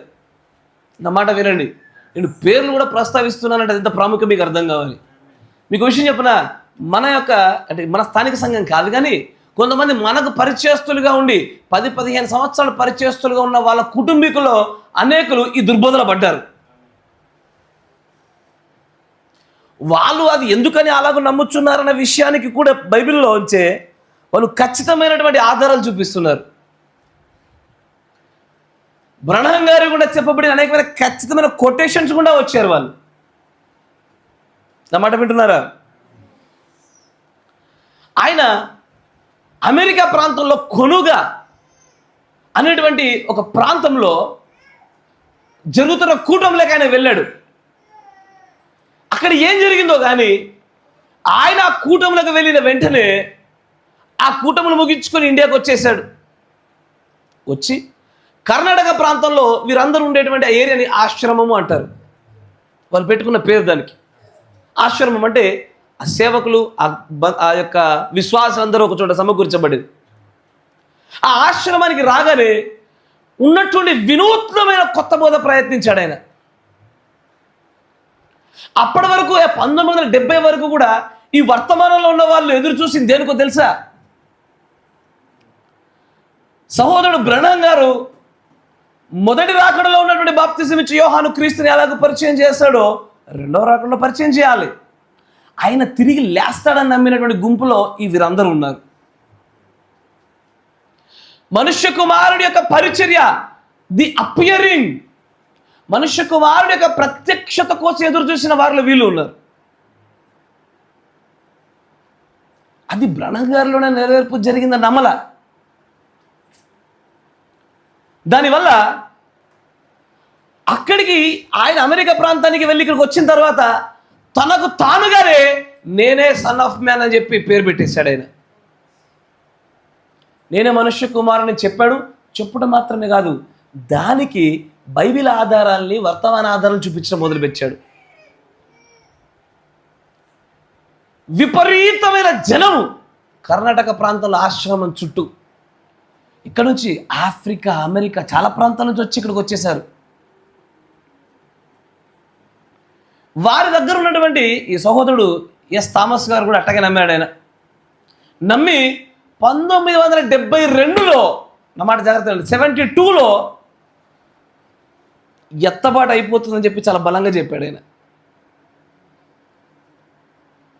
ఆయన తనుగారు ఏమో చూపించుకున్నాడు, నేను మనుష్య కుమారుని అని చూపించుకున్నాడు ఆయన. కానీ ఏ మనుష్య కుమారుడు? ఏకైక మనుష్య కుమారుడా? మనుష్య కుమారుల్లో ఒక మనుష్య కుమారుడా? కానీ ఆయన చెప్పుకున్న మాటలకి ఆకర్షభరితులైనటువంటి ఎంటైర్ మెసేజ్లో ఉన్న ప్రజలు విపరీతమైన జనాంగం అయిపోయి 72లోనే ఎత్తబాటు అయిపోతుందన్న విషయాన్ని నమ్మి ఆస్తి పాస్తులు, ఇల్లు అన్నీ అమ్ముకొని మరి వెళ్ళిపోయినారు అక్కడికి, కర్ణాటకకి. తెలుగు రాష్ట్రాల నుంచి కూడా పోయినారు. అయ్యో, మీరు వింటున్నారా? తెలుగు రాష్ట్రాల నుంచి కూడా వెళ్ళిపోయినారు. చూస్తున్నాను 1972 వచ్చేసింది. 1971 డిసెంబర్ 31 ఎట్లుంటుందో అలా వాళ్ళ ఆలోచన. నాకు తెలిసి ప్రపంచమంతా న్యూ ఇయర్ సెలబ్రేషన్లు ఉంటే మనం మాత్రం కొత్త లోక సెలబ్రేషన్లు ఉంటాం అనుకుంటారు వాళ్ళంతా. సరే, కానీ వాళ్ళ ఆశలు అడి ఆశలు అయిపోయాయి. 72 బండి పడింది. 72 పడగానే ఏమంటాడు ఆయన అప్పుడు? బ్రదర్ 72లో అని చెప్పిన, 72 మొదట్లోనా మధ్యలో లాస్ట్లో చెప్పలే నేను నీకు. ఏంటది? 72లో అని చెప్పాను నేను. ఏ నెలలో చెప్పాను నేను నీకు? చెప్పలే. 1, 2, 3, 4, 5, 6, 7, 8, 9, 10, 11 నెలలైపోయినాయి. 12వ నెల. ఈ వర్తమానం నమ్ముచున్న వాళ్ళ గుండెలు ఎట్లా పరిగెడతాయి? ఒక్కొక్కడు ఎంత పరిశుద్ధంగా జీవిస్తాడు. ఎత్తబాట్లు ఏ రూపంలోనైనా ఉండాలని చెప్పేసి మనసులో పీటర్ గారు ఎప్పుడు ఇట్లా చేస్తాడు అనుకున్నప్పుడు కూడా అమ్మో ఎత్తబాటికి ఎక్కడ అడ్డం వస్తుందో, బ్రదర్ నీ గురించి మనసులో ఇట్లా అనుకున్నా, క్షమించు బ్రదర్, ఎందుకంటే మళ్ళీ ఎక్కడ ఎత్తబాటు ఎగిరిపోద్దో. అంతేనా? ఇది వినండి. తర్వాత వాళ్ళు చెప్తున్న ఆధారాలు చూపిస్తే మీకు కళ్ళు బైర్లు గమ్ముతాయి. కొన్ని సిల్లిగా ఉంటాయి, కొన్నిటికి మీరు సమాధానం చెప్పలేరు. అంత ఖచ్చితమైనటువంటి ఆధారాలు ఉంటాయి. వాళ్ళు ఎట్లా నమ్ముతారో తెలుసా? తర్వాత చెప్తలేండి, ముగించబడదు. వెంటనే 1972 డిసెంబర్ కూడా అయిపోవచ్చేసింది. 31 నైటు 12 డేట్ మారిపోద్ది. 1973 పడుద్ది. ఎట్లుంటే వాళ్ళకు ప్రార్థనలు, ఆమెన్లు, హల్లెలూయాలు. ఆశ్రమం అంతా దద్దరిల్లుతుంది. అదంతా అక్కడ ఒక అద్భుత కార్యం జరిగింది. అందరూ కూడా ప్రార్థన చేస్తున్నారు. మధ్యలో నాలా కొంతమంది ఉంటారు. చర్చిలో ఉండి కూడా ఫోన్ ఓపెన్ చేసి వాట్సాప్లో ఓపెన్ చేసి నోటిఫికేషన్ వచ్చేలా చెక్ చేస్తావు చూడు. నీలాగా వాళ్ళు కూడా అట్టగే చేశారు. వాళ్ళ దగ్గర ఉన్న ఫోన్లు, మన వాచ్లు చూసుకునేటోళ్ళు వాళ్ళంతా చూసుకొని అమ్మ ఇంకా 30 సెకండ్లే, స్తోత్రం 29 ఏమో స్తోత్రం. ఎట్లుంటుంది అప్పుడు గుండె? ఒక్కసారి టింగ్ టింగ్ టింగ్ అనే మోగుతాయి గంటలు. మోగంగానే అందరూ ఇట్లా దొంగ నేను ఎత్తబడ్డానా, నా పక్కన నేను ఉన్నానా, నాతో పాటు కూడా వెళ్ళిపోయినా, లేకపోతే అందరూ వెళ్ళిపోయి నేను ఒక్కరు ఉన్నానా, లేదా అందరం ఎత్తబడ్డామా, అందరం విడవబడ్డామా, అందరూ ఇటు చూసుకుంటారు. ఇక వేసారు ఒక్కసారి ఆ 12 గంటలు అయిందని చెప్పి ఆ 12 గంటలు టింగ్ టింగ్ టింగ్ అని మోగగానే అందరూ కలిదెరిచి చూస్తే ఎక్కడిదక్కడే కూర్చున్నారు. దెబ్బకి పాస్టర్ గారు పరారైనారు, సన్ ఆఫ్ మ్యాన్ పరారైనాడు. ఎందుకంటే దొరికితే చంపేస్తారుగా, అంతేనా కదా? కథ ఒక్కసారి ఇట్లా జరగగానే అందరూ ఆశ్రమంలో నుంచి నెమ్మది ఒక్కొక్కరు వెళ్ళిపోవడం మొదలుపెట్టినారు. ఎవరు ఉండడం లేదు ఇక అక్కడ. కానీ ఆ పాస్టర్ ఎంత అపవిత్ర ఆత్మల చేత పట్టబడ్డాడని తెలిసినా, ఎంటర్‌మెసేజ్ అని బోర్డు పెట్టుకొని సంఘశాఖని తెలిసిన, దుర్బోధనని తెలిసిన, ఆ పాస్టర్ యొక్క వ్యాలిడిటీ అయిపోయిందని తెలిసిన, కరెక్టేనా? అయ్యా మీకు జ్వరం వస్తే ఏం వేసుకుంటారు? పారాసెటమాల్ మంచిదా కాదా? మంచిదేనా? దానికి కూడా వ్యాలిడిటీ ఉంటుంది ఒక రోజున. అది ఎంత మంచిదైనా ఒక రోజున వ్యాలిడ్ అయిపోతే పడేయాల్సిందే, అంతేనా? ఆ పాస్టర్ గారి యొక్క వ్యాలిడిటీ అయిపోయిందని తెలిసిన అయినా సరే మా పాస్టర్ మంచోడు అనుకునేటువంటి బ్యాచ్ ఉంటుంది ఎప్పుడు ప్రతి సంఘంలో. ఉండదా? అట్లాగే ఈ లారీ అనేటువంటి సహోదరుడి విషయంలో అట్లాంటి ఒక గుంపు ఉంది. ఆ గుంపులోంచి బయటకు వచ్చినవాడు ఎస్ థామస్. తెలుసు దేని గురించి అయితే వాగ్దానం చేశాడో అది తప్పిపోయిందని. అప్పుడు లేదు ప్రవక్త 1977లో అన్నాడు కాబట్టి అక్కడ జరుగుద్దేమో. 5 సంవత్సరాలు పొడిగించిండు. 5 ఏళ్ళు కూడా దాటిపోయింది. సేమ్ అంతే, టింగ్ టింగ్ టింగ్ అని గంటలు మోగి ఒకరినొకరు చూసుకున్నారు, అట్లా ఘనమైనారు. కానీ ఈ ఎస్ థామస్ అనేటువంటి సహోదరుడు ఏం చేశాడంటే, జరుగుతున్న సమస్యని దృష్టిలో పెట్టుకొని ఆ బ్రదర్ లారీ గారి యొక్క విషయంలో తప్పిపోయినటువంటి విషయాలు జ్ఞాపకం చేసుకొని వ్యక్తిగతంగా తన ప్రార్థనలో ఉన్నప్పుడు ఆయన కొన్ని లేఖనాలు చూడడం మొదలుపెట్టినాడు. ఆయన నా మాట వింటున్నారా? కొన్ని లేఖనాలు చూడడం మొదలుపెట్టాడు. ఎక్కడ లేఖనాలు అంటే వర్తమానంలో ఉన్న విషయాలే చూశాడు ఆయన. నా మాట వింటున్నారా? దాంట్లో ఆయన మొట్టమొదటిగా మీరు దాన్ని రాసుకోబాకండి, ఇది వీటికి రాసుకుంటారా? రాసుకుంటే రాసుకోండి, మీ ఇష్టం, చెప్పేది ఏం లేదు. వాళ్ళు ఏం చేశారంటే బ్రహ్నం గారు చెప్పినటువంటి ఒక వర్తమానంలో ద మోస్ట్ హోలీ అనాయింటింగ్, అతి పరిశుద్ధ స్థలం యొక్క అభిషేకాన్ని గురించి ఒక చోట చూసి, అతి పరిశుద్ధ స్థలం అభిషేకించబడాలి ఎప్పుడు? అభిషేక్తుడు వచ్చి అభిషేకించాల. కానీ అభిషేక్తుడు ఇదివరకే మొదటి రాకడలో అభిషేక్తుడిగా వచ్చాడుగా అని అక్కడ ఒక భాగాన్ని తీసుకొని, వినండి ఎంత కన్ఫ్యూజన్స్ ఉంటుందో, వాళ్ళు కూడా అంత కన్ఫ్యూజన్స్గా ఉంటారు వాళ్ళు కూడా. తర్వాత వి వుడ్ సీ జీసస్, మనం యేసుని చూతుం అనే వర్తమానంలో ప్రవక్త అంటాడు, మీరు ఎట్లాగైతే క్రీస్తుని చూశారో అదే రూపంలో మళ్ళీ క్రీస్తుని మీరు చూడరు. మొదటి రాకడలో క్రీస్తుని ఎట్లా చూసారు అట్లాగే చూస్తామా?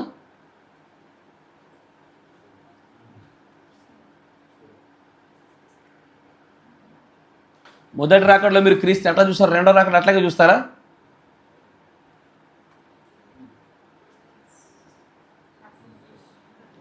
మొదటి రాకడలో నల్లటి ఎంటికలు ఉన్నాయి, రెండో రాకడలో తెల్లటి ఎంటికలు ఉంటాయి కదా. అరే ఎస్ సార్ నో? అరే వైట్ ఇట్స్ థ్రోన్, జడ్జిమెంట్కి సాదృశ్యం కదా. ప్రకటన గ్రంథం 1వ అధ్యాయంలో ఏం చూసారయ్యా? సువర్ణదీప స్తంభాల మధ్య సంచరించుచున్నవాడు ఉండి ఆయన యొక్క జుట్టు తెల్లని ఉన్నుని పోలినదై ఉందా లేదా? మొదటి రాకడలో అట్లా ఉన్నాడు ఆయన. దీన్ని ఉద్దేశం చేసుకొని బ్రహ్నం గారు అన్నారు, మీరు అదే గడ్డంలో, అదే యొక్క వెంట్రుకల్లో, అదే రోప్ అంటే అదే వస్త్రంలో చూడరయ్యా అన్నాడు ఆయన. ఆ ఉద్దేశంతో, ఆ కాంటెక్స్ట్లో. దానికి వీళ్ళు అర్థం చేసుకుని ఏంటంటే, అంటే మొదటి రాకడలో వచ్చినప్పుడున్న గడ్డము మొహము ఇప్పుడు ఉండదు అన్నట్టు, ఇప్పుడు వేరే రూపంలో వస్తాడు ఆయన. అయ్యా వాళ్ళు నమ్మిని చెప్తున్నా, మీరు నమ్మారు. మీకు అర్థమవుతుందా? వాళ్ళు నమ్మిన తప్పుడు విధానం మీకు ఎక్స్ప్లెయిన్ చేస్తున్నా, మీరు నమ్మినట్టే మొహం పెట్టారు నాకు. బ్రహ్నం గారు చెప్పిందేమో మొదటి రాకడలో వచ్చిన రీతిగా ఉండడం, ఎందుకంటే ఈయనప్పుడు మహిమపరచబడినటువంటి స్థితిలో ఉన్నాడు ఆయన అని ఆయన ఉద్దేశంతో చెప్తా ఉంటే, వీళ్ళు నమ్మింది ఏంది అంటే ఆ రూపంలో రాడని చెప్పాడు కదా. అంటే దాని అర్థం ఏంటి? ఈయన వేరే మనిషి రూపంలో వస్తాడు ఇప్పుడని. దెబ్బ కాదు, ప్రత్యక్షత అది. దెబ్బ వాళ్ళకి అది గొప్ప ప్రత్యక్షత.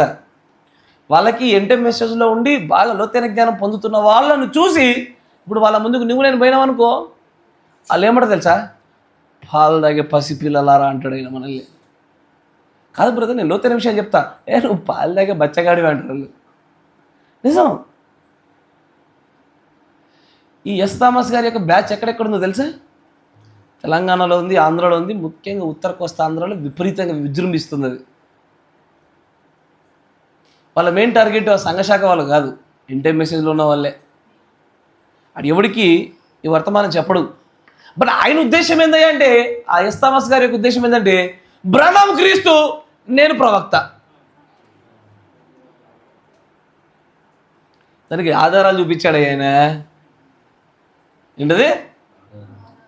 బ్రహ్మం క్రీస్తు, నేను చివరి కాల ప్రవక్తని, నేనే 7th మెసెంజర్ని.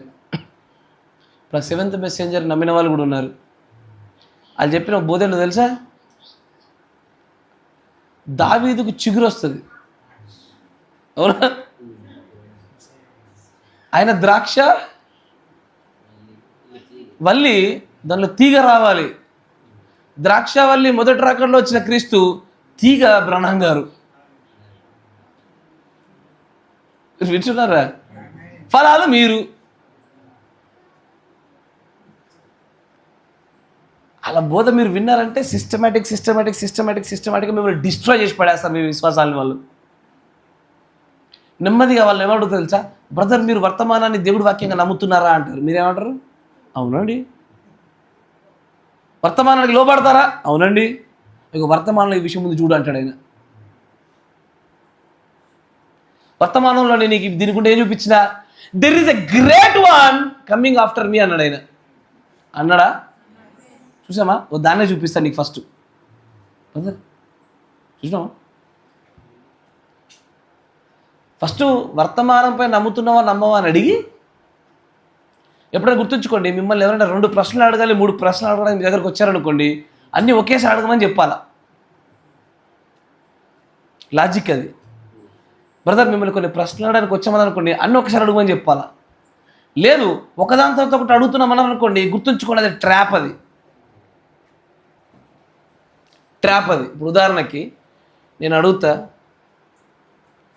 బ్రదర్ మీరు పొద్దున్నే లేస్తారా? ఇది మొదటి ప్రశ్న. దీనికి సమాధానం చెప్పండి, తర్వాత ఇంకో 2-3 ప్రశ్నలు అడుగుతా అని చెప్తా. దానికి లేస్తాను అంటే ఒక ప్రశ్న రెడీ ఉంటుంది, లేవనంటే ఇంకో ప్రశ్న రెడీ ఉంటుంది. ఇవి ట్రాప్ క్వశ్చన్స్ అన్నట్టు. ఇదే లాజిక్ బేస్ మీద ఇగో ఈ దుర్బోధుడు మీ దగ్గరకు వస్తాడు. మొదటిగా మీరు వాక్యం మీద నిలబడినారా? వర్తమానం మీద కట్టుకున్నారా? నెమ్మదిగా మీ యొక్క స్థానాన్ని వాడు స్థిరపరిచి, ఆ తర్వాత వర్తమానంలో వాడు ప్రత్యక్షత పొందని విషయాల్ని, మీరు గ్రహింప పొందని విషయాలు మీ ముందు పెడతాడు. వాడు పెట్టగానే ఇక వాడి తంతు ఎట్లా ఉంటుందంటే, వాడు అడిగే ప్రశ్నకు సమాధానం చెప్పలేవు. ఇక వాడు ఉద్దేశం ఏంటంటే, వాడు అడిగే ప్రశ్న ఒకటే, బ్రదర్ పునాది రాయి, మూలరాయి, తలరాయి ఒకటేనా? ఒకటే షేప్లో ఉంటుందా?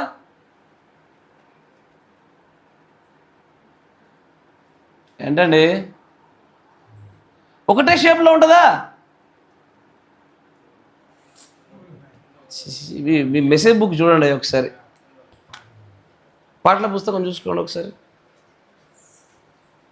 పాటల పుస్తకంలో మొదటి పేజీలో మీకు పరిపూర్ణ మానవుని స్వరూపం కనబడుతూ ఉందా? దానిలో తలరాయి కనబడుతుందా? మూలరాయి కనబడుతుందా? చూడండి, కనబడుతుందా? పునాది రాయి కనబడుతుందా? ఒకే రూపంలో ఉన్నాయా? అదే మర్మమయ్యా. క్రీస్తు మొదటి రాకడలో వేరే రూపంలో వచ్చి, రెండవ రాకడలో వేరే రూపంలో వస్తాడు. రూపం షేప్ మారిందా లేదా? నీ షేప్ అవుట్ అయిపోతుంది ఇక. ఏంటది? మొదటి రాకడ చూడు. ఇప్పుడు పునాది రాయి ఎవరు? క్రీస్తే. మూలరాయి ఎవరు? క్రీస్తే. తలరాయి ఎవరు? కానీ ఎట్లా వస్తున్నాడు అది చూడాలంటాడు ఆయన. అని ఇప్పుడు పునాది రాయి ఏ షేప్లో ఉంది? పొడుగుతా ఉంది. మీకు ఇచ్చిన డయాగ్రామ్లో ఉదాహరణ చెప్తున్నా. మూలరాయి ఎట్లుంది? సగము కోణం ఉంది, సగం డబ్బాలో ఉంది. రూపం మారిందా లేదా? అది క్రీస్తు. ఇప్పుడు తలరాయి ఏ రూపంలో ఉంది? ఇది క్రీస్తే, దీని రూపం వేరు. అందుకే వాడు అంటాడు 2 మెస్సయాస్, ఇద్దరు మెస్సయాలు వస్తారు. వాళ్ళ దగ్గర ఉండేటువంటి 22 సిద్ధాంతాలలో అత్యంత పెద్ద సిద్ధాంతం వాళ్ళకి ఇదే, 2 మెస్సయాస్. ఏంటది? 2 మెస్సయాస్, ఇద్దరు క్రీస్తులు వస్తారు, ఇద్దరు అభిషిక్తులు వస్తారు. తన్ను తాను ప్రవక్తను చూపించుకోవడం కోసము బ్రహ్నంగాని క్రీస్తు చేశాడు ఆయన. తన్ను తాను ప్రవక్తకు చూపించుకోవడం కోసం బ్రహ్నంగాన్ని త్యాగం చేశాడు, అడ్డంగా నరికేశాడు ఆయన. అయ్యా ఇప్పుడు మీ దగ్గరకు వచ్చి, బ్రదర్ మీకు తలరాయి ప్రత్యక్షత చూపిస్తారండి అని మొదలుపెట్టి, తలరాయి గీ అంటే నువ్వేం గీస్తావు? ఖచ్చితంగా త్రిభుజాకారంగా గీస్తావు. మరి మూలరాయి గీ అంటే ఏం గీస్తావు? తేడా పడుతుంది నీకు. పునాది రాయి గీ అంటే ఎట్లా గీస్తావు? నువ్వు నిజంగా ఇల్లు కట్టుతున్న ఇల్లు గుర్తు తెచ్చుకుంటావు మనసులో. కరెక్టేగా, పునాది రాయి అంటే నార్మల్ రాయిలాగానే ఉంటుంది, మూల రాయి అంటే కూడా నార్మల్ రాయిలాగానే ఉంటుంది. అది కూడా నువ్వు గీసేస్తావు, నువ్వు గీసిన చోట చచ్చిపోయినట్టే, నువ్వు అయిపోయా, వాడి వలలో పడ్డట్టే. కానీ ఈ కాల ప్రవక్త అంటాడు ఏమని? వర్తమానం కూడా చూపిస్తాను చూడండి. 64-0830M 87వ పేర.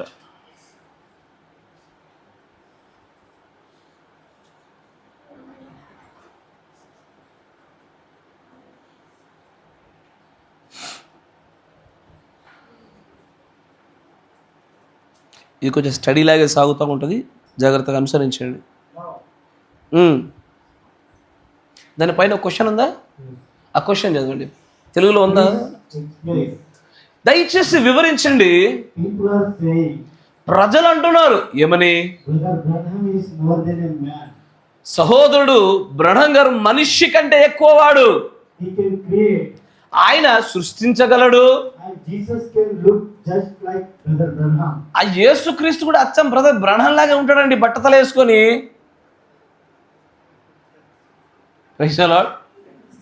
ఇది ప్రజలు అంటున్నారు అన్నాడు ఆయన. నా మాట విన్నారా? ప్రజలు ఏమంటున్నారంట? ఆయన సృష్టించగలడు, అచ్చం క్రీస్తులాగా కనబడతాడండి ఆయన. క్రీస్తు ఇట్లాగే ఉంటాడంట. ఎందుకంటే మొదటి రాకడలో ఫుల్ హెయిర్తో వచ్చినాడు ఆయన, రెండవ రాకడలో ఏమైంది? హెయిర్ లాస్ జరిగి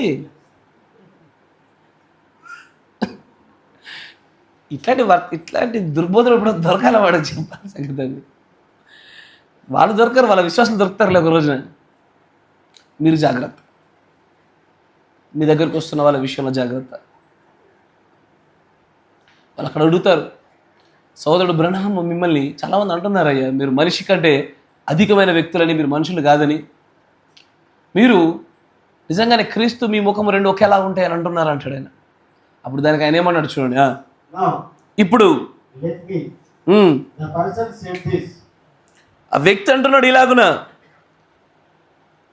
తర్వాత చదువు.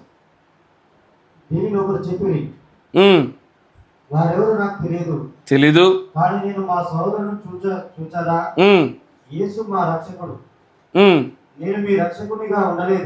ఏంటది? యేసు మాత్రమే రక్షకుడు, నేను మీ రక్షకుడిగా ఉండలేదు. అయినా సరే యేసు క్రీస్తు వారి ప్లేస్లో బ్రహ్నం గారిని పెట్టేశారు జనాలు.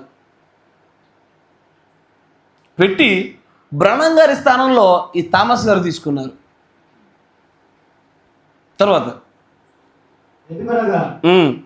ఆయన ముందే మిమ్మల్ని రక్షించింది, ఆ విషయంలో సత్యమునకు మీరు చాలా దగ్గరగా ఉన్నారు, అలాగే సత్యమునకు బాగా దూరంగా కూడా ఉన్నారు. దీన్ని చెప్పిన వ్యక్తి అలాగన్నాడు, ఇది ఆడవారి చేవ్రాత వల్ల నాకు కనిపించున్నది, చాలా అందమగు చేవ్రాత, అది స్త్రీ యొక్క చేవ్రాత అని నేను చెప్పగలను. అవును అవును కదా సహోదరుడా, అది స్త్రీ యొక్క చేవ్రాత అని నేను చెప్పగలవా? చాలా చక్కని చేవ్రాత, ఎవరు రాసినో నాకు తెలియదు, చూసారా? బ్రహ్నం సోదరుడా, నీవు యేసు వలె కనిపించున్నావు, నీవే యేసు లేదా అలాగే ఉన్నావు అని వ్రాసింది. ఆ మాట ఒక రకంగా పూర్తి సత్యం, మరొక రీతిగా క్రీస్తుకు విరోధం. తప్పుకు మరియు ఒప్పుకు మధ్య గల తేడా అది.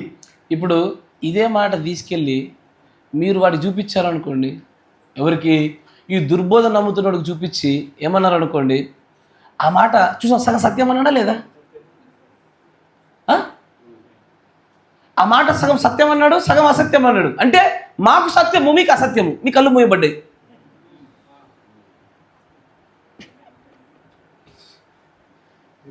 కొంతమంది చాదస్తాలు ఎలా ఉంటాయంటే, వాడు పట్టుకున్న కొందరికి 3 కాళ్ళు అంటే 3 కాళ్ళే అంటున్నాడు. ఇక లేదరా 4 కాళ్ళు అంటే లేదు, తర్వాత నువ్వు సర్జరీ అతికిచ్చినావు కానీ 3 కాళ్ళే దానికి అంటున్నాడు.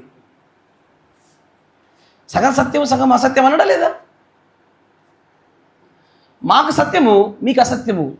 మాకు బయలుపరచబడింది, మీకు మాకు ఒలివ కొండ, మీకు తొరలికొండ.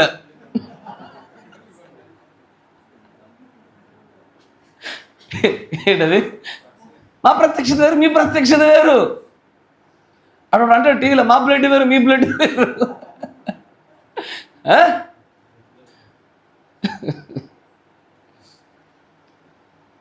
ఈ వర్తమానం గుండా వచ్చే వాళ్ళు జాగ్రత్త. ఈ మెసేజ్ సిరీస్లో నేను ఇంకొంతకాలం ఒక 3-4 వర్తమానాలు వస్తాయి. దాంట్లో వారు చెప్తున్న కారణాలు, దాని వెనకాల వాళ్ళ వివరణ, వారిని ఎలా ఎదుర్కోవాలో మిమ్మల్ని ఖచ్చితంగా సిద్ధపరచాలి. ఇది ఖచ్చితంగా స్టడీ రూపంలోనే సాగుతూ ఉంటే మీరు దాన్ని పట్టుకునే ప్రయత్నం చేయండి. మీరు ఎట్టి పరిస్థితుల్లో దాన్ని జారిపోకూడదు. ఆమేన్.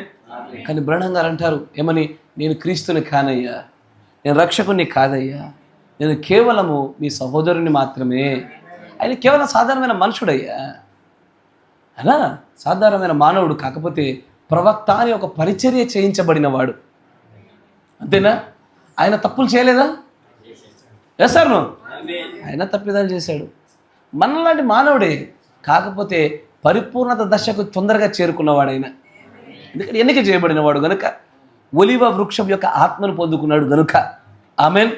మరొక వచనాన్ని చూద్దాం, మరొక లేఖనాన్ని చూద్దాం, మరొక వర్తమానం చూద్దాం. 64 డేస్ దాంట్లోనే మీరు ఇప్పుడు చూసిన దాంట్లో 90వ పేర చూడండి, దాంట్లోనే ఇంకొంచెం ముందుకు రండి, దాంట్లోనే మరొక పేర 90 పేర 90 64-0830.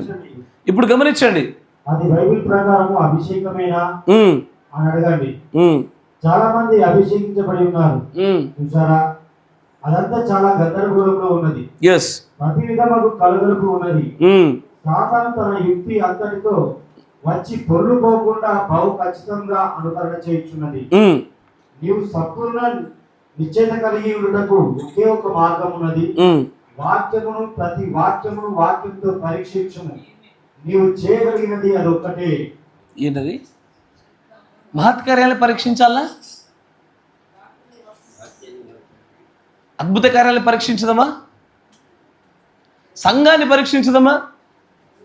లేకపోతే ఎంత అనుభవం ఉందో కాపరికి పరీక్షించదమా?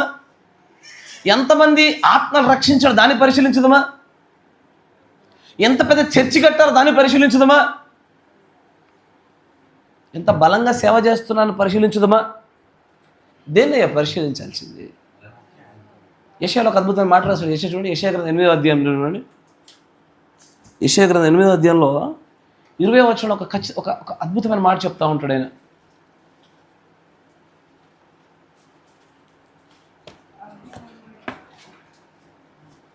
ఎనిమిదో అధ్యాయం 20వ వచనం. ధర్మశాస్త్రమును ప్రమాణ వాక్యమును విచారించుడి. అంటే వాక్యాన్ని మీరు విచారించాలా? అంతేనా? ప్రవక్త చెప్పింది అక్కడ అదేనా? వాక్యాన్నే మీరు విచారించాలా? వాక్యం గుండానే మాట్లాడాలి, వాక్యం గుండానే చేయాలి. కానీ ఈ దుర్బోధనలు కూడా వాక్యంలోంచి వచ్చాయి కదా. ఎట్లా వచ్చాయంటే తప్పుడు ప్రత్యక్షత, జోడించని కూడని వాక్యాలు జోడించడం వల్ల దేవుడు తన ప్రవక్తలు అంటాడు, there are 3 things that you must not do with the word of God. దేవుడు వాక్యం చేత ఈ 3 చేయకూడదు. ఒకటి, దాని స్థానాన్ని తీసేయకూడదు, దాన్ని తప్పుడేదా చెప్పకూడదు, పెట్టకూడదు, దాన్ని పెట్టకూడదు. ఈ 3 చేసేవా దుర్బోధ ప్రారంభమవుతుంది. ఈ 3లో ఏ ఒక్క కార్యం చోటు చేసుకున్నా దుర్బోధ ప్రారంభమవుతుంది. తప్పుడు సిద్ధాంతం ఒకటి ఉత్పత్తి అవుతుంది. ఈరోజు ఆ మేఘముని గురించి కూడా భిన్నమైనటువంటి బోధలు వచ్చాయి. మేఘముని గురించి ఒకడు అంటాడు, అసలు మేఘాన్ని గురించి మీరు ఎందుకు ఇంతగా ఆర్భాటం చేస్తూ ఉండి అంటాడు. మరొక ఆయన అంటాడు అసలు మేఘమును గురించి రాకడే, ఇది వేరేది కాదు అంటాడు. మరొక ఆయన అంటాడు మేఘం సూచన మాత్రమే, మీరు రాకడ అనకూడదు అంటాడు. కానీ వాక్యం దగ్గరకు వచ్చి చూస్తే మాత్రము వాక్యంలో ఉన్న సమాచారం మన దగ్గర ఒక చోట పెట్టి చూడడం మానేసి ఏదైనా ఒక్క వాక్యాన్ని పట్టుకునే చూస్తూ ముందుకు పోతాడు. కార్నల్ మైండ్ అంటాడు దాని ప్రవక్త. కానీ అక్కడ చూడండి, వాక్యమును విచారించుడి, తర్వాత ఈ వాక్య ప్రకారమే వారు బోధించని ఎడల వాళ్ళకి సూర్యోదయం లేదు, వెలుగు లేదు వాళ్ళకి. అంతేనా? ఈ వాక్యము అన్న పదాన్ని చాలా గట్టి పట్టుకోవాలా. ఈ వాక్యం అనగానే ఏ కాలంలో ఉన్నవాడు ఆ కాలానికి ఇవ్వబడిన వాక్యాన్నే వాక్యంగా తీసుకోవాలి. ఈ రోజు ఇవ్వబడినటువంటి ఈ గడియ వర్తమానంలో ఈ వాక్యం గుండా బోధిస్తే తప్ప వింటున్న వాడికి సూర్యోదయం వెలుగు లేదు. అంటే బోధిస్తే ఎక్కడి నుంచి బోధించాలా? వాక్యంలో నుంచే బోధించాలా, ఆ గడియ వర్తమానంలో నుంచే బోధించాలా. అట్లా బోధించకుండా భిన్నమైనటువంటి సిద్ధాంతాలు, భిన్నమైనటువంటి బోధల్లో నుంచి బయటకు వచ్చిన ప్రతి ఒక్కరికి అరుణోదయం లేక చీకటిలోనే భుజిస్తున్నారు వాళ్ళు. ఆ మాట విన్నారా? చీకటిలో భుజించుట వర్తమాన జ్ఞాపకం ఉందా? ఎస్. అరుణోదయం లేకుండా ఇంకా చీకటిలో నివసిస్తూ చీకటిలోనే భుజిస్తూ వర్తమానమైన బోర్డు మాత్రం వేలాడుతూ ఉంది. పేరుకు వర్తమానమే, కానీ అరుణోదయము లేనటువంటి భక్తి జీవితాలు. Yes or no? జాగ్రత్త. అందుకే ఆయన ఆ వర్తమానం మళ్ళీ రండి, 64-0830 కంటిన్యూ చదవండి. 91 పేరు.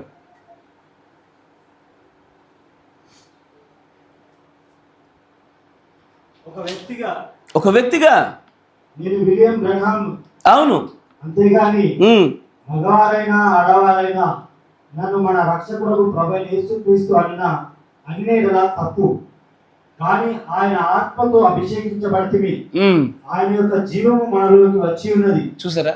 ఈ రోజున వచ్చినటువంటి దుర్బోధల్ని సహోదరుడు బ్రహ్మంగా చాలా బలంగా ఖండిస్తూ ఉంటున్నాడు. ఆయన అంటాడు, నన్ను ఏ పురుషుడైనా సరే స్త్రీ అయినా సరే నన్ను గనక మీరు క్రీస్తు అన్నట్లయితే గనక, నన్ను దేవుడు అన్నట్లయితే గనక అదొక పెద్ద తప్పిదము అన్నాడు ఆయన. కానీ అయినా ఎందుకు చోటు చేసుకుంటున్నాయో తెలుసా అయ్యా? వాళ్ళ దగ్గర వాక్యం లేకపోవడం వల్ల కాదు, వాళ్ళ దగ్గర వర్తమానం లేకపోవడం వల్ల కాదు. ఇలాంటి దుర్బోధ రావడం గల కారణం ఏంటంటే ఆ వర్తమానమును కూడా సరిగ్గా పట్టుకోలేకపోవడం వల్ల. సమస్య ఏంటో చెప్తా చూడండి. బైబిల్ గ్రంథంలో ఉన్నటువంటి లేఖనాలు చదవడానికి కొన్ని సూత్రాలు ఉంటాయి. బైబిల్ గ్రంథంలో ఉన్నటువంటి లేఖనాలు చదవడానికి కొన్ని సూత్రాలు ఉన్నాయి. ఒకటి, నువ్వు ప్రార్థన చేసి చదువుకోవాలి ప్రత్యక్షత కోసం. అంటే పరిశుద్ధ గ్రంథంలో ఉన్న లేఖనాలు నీకు అర్థం కావాలంటే నీకు రెవల్యూషన్, ప్రత్యక్షత అవసరం. ఆమేన్. ఆ తర్వాత నీకు వివేచన కావాలి. దానిలో ఏది దేవుని మాట, ఏది మనుష్యుల మాట నీకు తెలిసి ఉండాలా. కరెక్టేనా? అయ్యో, బైబిల్లో మనుషుల మాటలు తెలుసా? సామెతల గ్రంథం 30 సరే.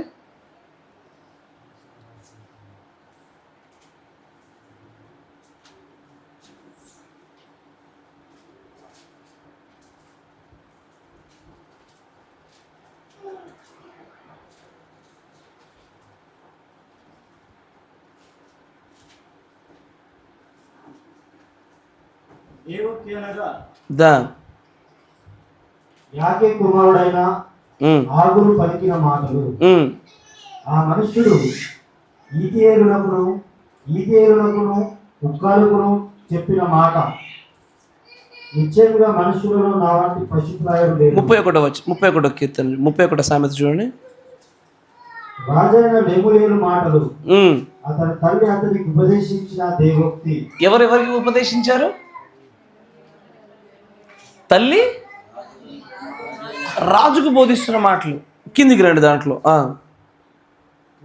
నా కుమారుడా నేనేమందును, నేను కన్న కుమారుడా నేనేమందును, నా ప్రకృతి మొక్కి కన్న కుమారుడా నేనేమందును, నీ బలము స్త్రీలకి ఇయ్యకుము, రాజులను నశింపజేయి స్త్రీలతో సహవాసం చేయకుము, ద్రాక్షరసము త్రాగుట రాజులకు తగదు. లెముయేలు, అది రాజులకు తగదు. మద్యపానాసక్తి అధికారులకు తగదు. త్రాగిన వారు కట్టడలను మరుతురు. దీనులకందరికీ అన్యాయం చేయుదురు. 7వ వచనం చూడండి, కాదు 6వ వచనం నుంచి.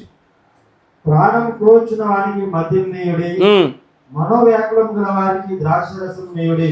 నాకు హృదయం అంతా బాధగా ఉందండి, నాకు మనసంతా ఇబ్బందిగా ఉందండి, మనసంతా వ్యాకుల పడుతుందండి, దిగ్భ్రాంతి గురైన. అందుకే ద్రాక్షరసం కొంచెం ఆయన బైబిల్లో ఉన్న మాటే ఏంది, మనోవ్యాకులం గల వారికి ఏమి ఇవ్వాలి? మనసు బాగాలేకపోతే కొంచెం తాగొచ్చారా?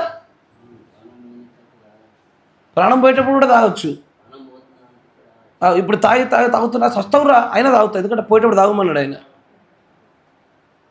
తర్వాత ఏమంటుంది చూడు, వారు త్రాగి తమ పేదరికం తమ శ్రమను ఇంకా తలంచకుండా. అంటే శ్రమంలో ఉన్నవాడు, పేదరికంలో ఉన్నవాడు ఏం చేయాలా?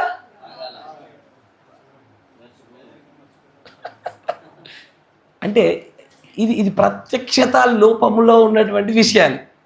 బైబిల్ వాక్యమే.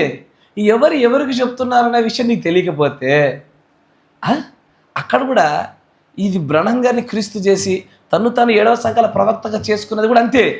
బైబిల్ వాక్యాలే పడతాడు, వర్తమాన విషయాలే పడతాడు, బయట నుంచి ఒక్క ముచ్చట తీసుకురాడు, కానీ నిరూపించే ప్రయత్నం చేస్తాడు. ఎందుకంటే అర్థాలు ఇట్లాగే తీస్తారు. ఇప్పుడు బ్రదర్ నేనంట పేదరికం ఉందా? తాగు. ఎక్కడి నుంచి చెప్తున్నావు? ఇక బైబిల్లోది. బ్రదర్ మనసు అంత బాధగా ఉంది బ్రదర్. దేనికి బాధ ఉంది? కాదు, నిన్న తాగిన బ్రదర్ ఇవాళ తాగుతలేనన్న మనోవేదన ఉంది. నిన్న తాగిన బ్రదర్ ఖుషిగా ఉంది, తాగట్లేదన్న మనోవేదన. కాబట్టి ఈ మనోవేదన పోవడం కోసం మళ్ళీ తాగుతా. మన రేపు లేదని మళ్ళీ మనోవేదన కలిగితే మళ్ళీ తాగుతావు. బ్రదర్ నా దగ్గర డబ్బులు లేవు బ్రదర్, నా పేదరికాన్ని నేను గుర్తు తెచ్చుకొని బాధపడుతున్నా, నా పేదరికాన్ని మర్చిపోనంటే ఇంకా పేదరికం వస్తుంది వాడికి. అంటే ఆలోచించండి, బైబిల్ చదవడానికి కూడా ప్రత్యక్షత అవసరము, వివేచన కావాలా, ఎవరెవరితో మాట్లాడుతున్నారు అనేటువంటి అది కాదు. రెండోది, బైబిల్లో దేవుని మాటన, ప్రవక్త మాటన, పారంపర్యాచారంగా వస్తున్న విషయమో తెలుసుకోవాలి. బైబిల్ గ్రంథంలో ఉన్నటువంటి ప్రతి ప్రవచనానికి కూడా వ్యాలిడిటీ ఉంటుంది.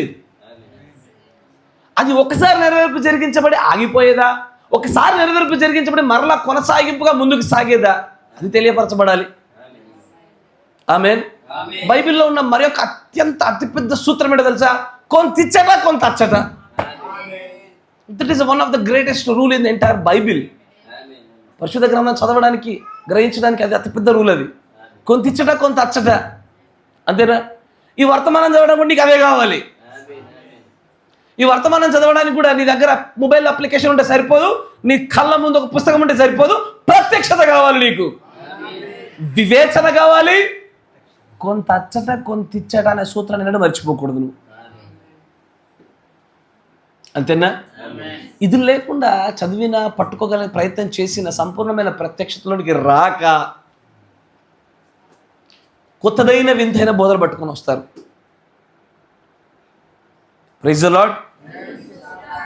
ఇట్లాంటివి చాలా విషయాలు ఉన్నాయి బైబిల్, ఇప్పుడు నేను చూపించిన ఆ కేటగిరీలో. కానీ జాగ్రత్త, ఇప్పుడు వాళ్ళు తాగేవాడు దేన్ని చూపిస్తాడు? వాక్యాన్ని చూపించే తాగుతాడు వాడు, అంతేనా? Yes or no? ఇప్పుడు ఒక హిందూ ఆచారం చేసి ఎక్కడి నుంచి చేస్తుందంటే బైబిల్లో చూపిస్తాడు వాడు, అంతేనా? ఏదన్నా ఒక హిందూ ఆచారం తీసుకురండి, ఎందుకు ఇట్లా చేస్తామంటే బైబిల్లో చూపిస్తాడు. నేను వాస్తు పాటిస్తా బ్రదర్, ఎక్కడుంది? బైబిల్లో ఉంది. నీకెక్కడ కనబడ్డది? మందిర నిర్మాణంలో కనబడ్డది, పరలోకపు యొక్క నిర్మాణంలో కనబడ్డది. నీకు అక్కడ కనబడ్డది వాస్తు ఎవరు?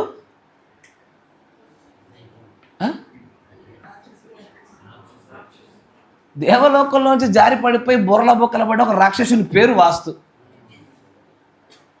వాడు నీకు బైబిల్లో కనబడ్డా అంటే చూడండి, తప్పుడు బోధనలు ఉన్న వాళ్ళు సైతం బైబిల్ ఆధారం చేసుకొని చెప్పాలి. సార్ అదే రీతిలో ఈ గడియ వర్తమానంలో నుంచే బ్రహ్నం గారిని క్రీస్తు చేసిన, తమ్మును తాము ప్రవక్తలుగా చేసుకున్న వాళ్ళు అలాగే చూపించాలా. మీరు జాగ్రత్తగా ఉండండి. వారు తర్వాత వచ్చే వర్తమానంలో ఈ సిరీస్లో కొనసాగింపు భాగంగా వారు చెప్పిన ఆధారాలు గమనించాలి. ఆ ఆధారాలకి సరైన సమాధానం మీకు తెలిసి ఉండాలి. నా మాట వింటున్నారా? వారి ఆధారాలకు సరైన సమాధానాలు మీ దగ్గర తెలిసి ఉండాలి. వాళ్ళు ఇలాంటివే, there is a great one coming after me అన్నటువంటి లేఖనాలు ఎట్లా చెప్పాడో అదే మాటలు చూపించి మభ్యపెట్టే ప్రయత్నం చేస్తారు. కానీ సంగమా, సాధ్యమైతే ప్రయత్నం చేస్తారు, కానీ వధువు అయితే జారిపడిపోతుంది కదా. వధువు ఎన్నటికీ కూడా గుడ్డిదైపోయి వారు చేస్తున్నటువంటి అలాంటి అభియోగాలు ఎన్నడూ కూడా జారిపోదామే. Amen, amen, amen. మరి మొదటిసారి ఆమెన్ అన్నప్పుడు ఏమైంది నీకు? ప్రభు సన్నిధానం మర్చితిరా? లేదా గర్వాలు వస్తున్నాయి మన పైకి ఏమన్నా? దయచేసి మీరు సన్నిధిలో, దేవుని సన్నిధిలో మిమ్మల్ని మీరు ఒక బాలులాగా, విద్యార్థులాగా ప్రవర్తించాలి. ఇక్కడ పెద్దరికాలుగా ప్రవర్తించేది కాదు ఇది. ఆమెన్. మోకరించండి, ప్రార్థన చేసుకుందాం. మిగతా విషయాలు వచ్చే భాగంగా మన తర్వాత మాట్లాడుకుందాం.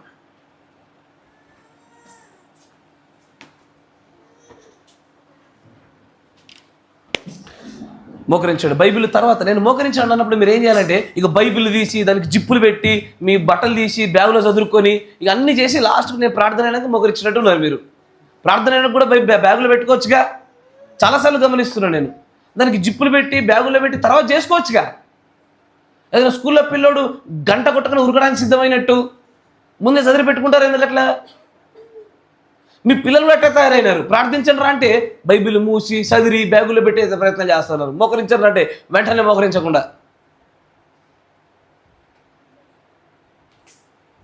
పరిశుద్ధుడ, సర్వశక్తి సంపన్నుడ, కృపామయుడ, మీకు స్తుతులు స్తోత్రాలు నాయన. ఇంతవరకు కూడా ప్రభువా నాయన, నీ గడియ వర్తమానం గుండా మేము ఏ విషయంలోనైతే ప్రభు ధ్యానించుకోవడానికి మీరు అనుమతి ఇచ్చి ఉన్నారో, ఈ గడియ వర్తమానికుడు మరియు వర్తమానమైనటువంటి ప్రభు ఒక అంశంలో నాయన నీ యొక్క ప్రవక్తను ప్రభువ, క్రీస్తుగా చేసినటువంటి అనేకుల యొక్క దుర్బోధనను ప్రభువ ఖండించుటలో ఈ సంఘానికి ఖచ్చితంగా శిక్షణ అవసరమై ఉండగా, అనేకులు కూడా ప్రభు ఈ దుర్బోధన నుంచి వారు తమను కాపాడబడవలసినటువంటి పరిస్థితుల్లో ఉన్నారు కనుక ఈ మాటలు ప్రభువ జ్ఞానయుక్తంగాను వివేచన రూపంగాను నీ ఆత్మ వలన వీరి హృదయంలో భద్రపరచులాగా సహాయం దయచు. వర్తమానమును చదువుటలోను వాక్యమును చదువుటలోను వీరికి ప్రత్యక్షతయు జ్ఞానం అనుగ్రహించండి ప్రభు. నీ ఆత్మ వలన భక్తి చేయులాగున సహాయం దయచేయమని ప్రార్థిస్తా ఉన్నాం. సర్వోన్నతమైన తండ్రి, అనారోగ్యంతో బాధపడుతున్న వారిని జ్ఞాపకం చేసుకోనండి ప్రభువ. ఎల్విని మీ చేతికి అప్పగిస్తా ఉన్నాము. అదే రీతిలో ప్రభువ నాయన ఎస్తేర్ను కూడా మీ చేతికి అప్పగిస్తున్నాము. నాన్న జాన్ను కూడా మీ చేతికి అప్పగిస్తా ఉన్నాము. ప్రభు అయిన యేసుక్రీస్తు నామంలో వీరికి సంపూర్ణ స్వస్థత అనుగ్రహించబడును గాక. అంతేకాకుండా నాయన ఆ భవిష్యత్తు విషయంలో కూడా మీరు కృప చూపుచున్నందుకు నీకు వందనాలు. మేము ప్రార్థించిన రీతిగానే ఆ కుమార్తె మీరు సంపూర్ణమైనటువంటి చక్కటి ఆరోగ్యం కూడా మీరు తీసుకెళ్ళబోతున్నారని మేము నమ్ముతున్నాము నాయన. ఎలాంటి ప్రభు అనారోగ్య సమస్య కుమార్తెను దరిచేరకుండా ఉండలాగా కృప చూపించండి ప్రభువ. వర్తమానంలోకి వచ్చి అనేక సంవత్సరాలు అయినప్పటికీ నీ మందిరంలో ప్రభు ఎలాగ నడుచుకోవాలో కూడా ఇంకా నేర్చుకోకుండా ఉన్నటువంటి ఈ చిన్న మందిని మీరు క్షమించండి ప్రభువ. ప్రభువ నువ్వు సమస్తాన్ని చూస్తున్నావు నాయన. నీ వాక్యం వలన కలిగేటువంటి ఉత్తేజంలో గురించి కీర్తనలు చేస్తున్నారు, కానీ ఇది వీరి హృదయాల్లోంచి కలగలేదు ప్రభువ. నీ ఆత్మ వలన అది వీరి హృదయంలోంచి పుట్టులాగా కృప చూపించండి. ప్రయాసము కలిగి ఎందరైతే తండ్రి నీ యొక్క సన్నిధిలోనికి వచ్చి వాక్యములు విని ఉన్నారు వారందరినీ మీరు ఆశీర్వదించండి. దూర ప్రయాణాలు చేస్తూ వచ్చిన వారిని ఆశీర్వదించండి. మీరు తిరిగి చేయబోతున్నటువంటి ప్రయాణాల్లో కూడా మీరు తోడుగా ఉండి కృప చూపించండి. సమస్తము నీ యొక్క నామ ఘనతార్థమే జరిగింపజేయమని కృపగల దేవ రాబోతున్న దినాల్లో ఎత్తబాటు ఎప్పుడో మాకు తెలియదు గనుక, అది దొంగ వలె వచ్చేటువంటి రాకడ గనుక ఆ మధ్యాకాశపు రాకడ కొరకు ప్రభు మేమందరం సిద్ధపడులాగున ప్రతి దురాత్మను మేము జయించులాగున మమ్మల్ని కృప చూపించమని బలపరచమని నాయన వాక్య ప్రకారమైనటువంటి బోధల వలన అరుణోదయమును పొందించబడిన జనులుగా మమ్మల్ని ఉంచమని ప్రభు అయిన యేసుక్రీస్తు నామములో ప్రార్థన చేయుచున్నాము. ఆమేన్. Praise the lord. God bless you. దేవుడు మళ్ళీ దీవించును గాక.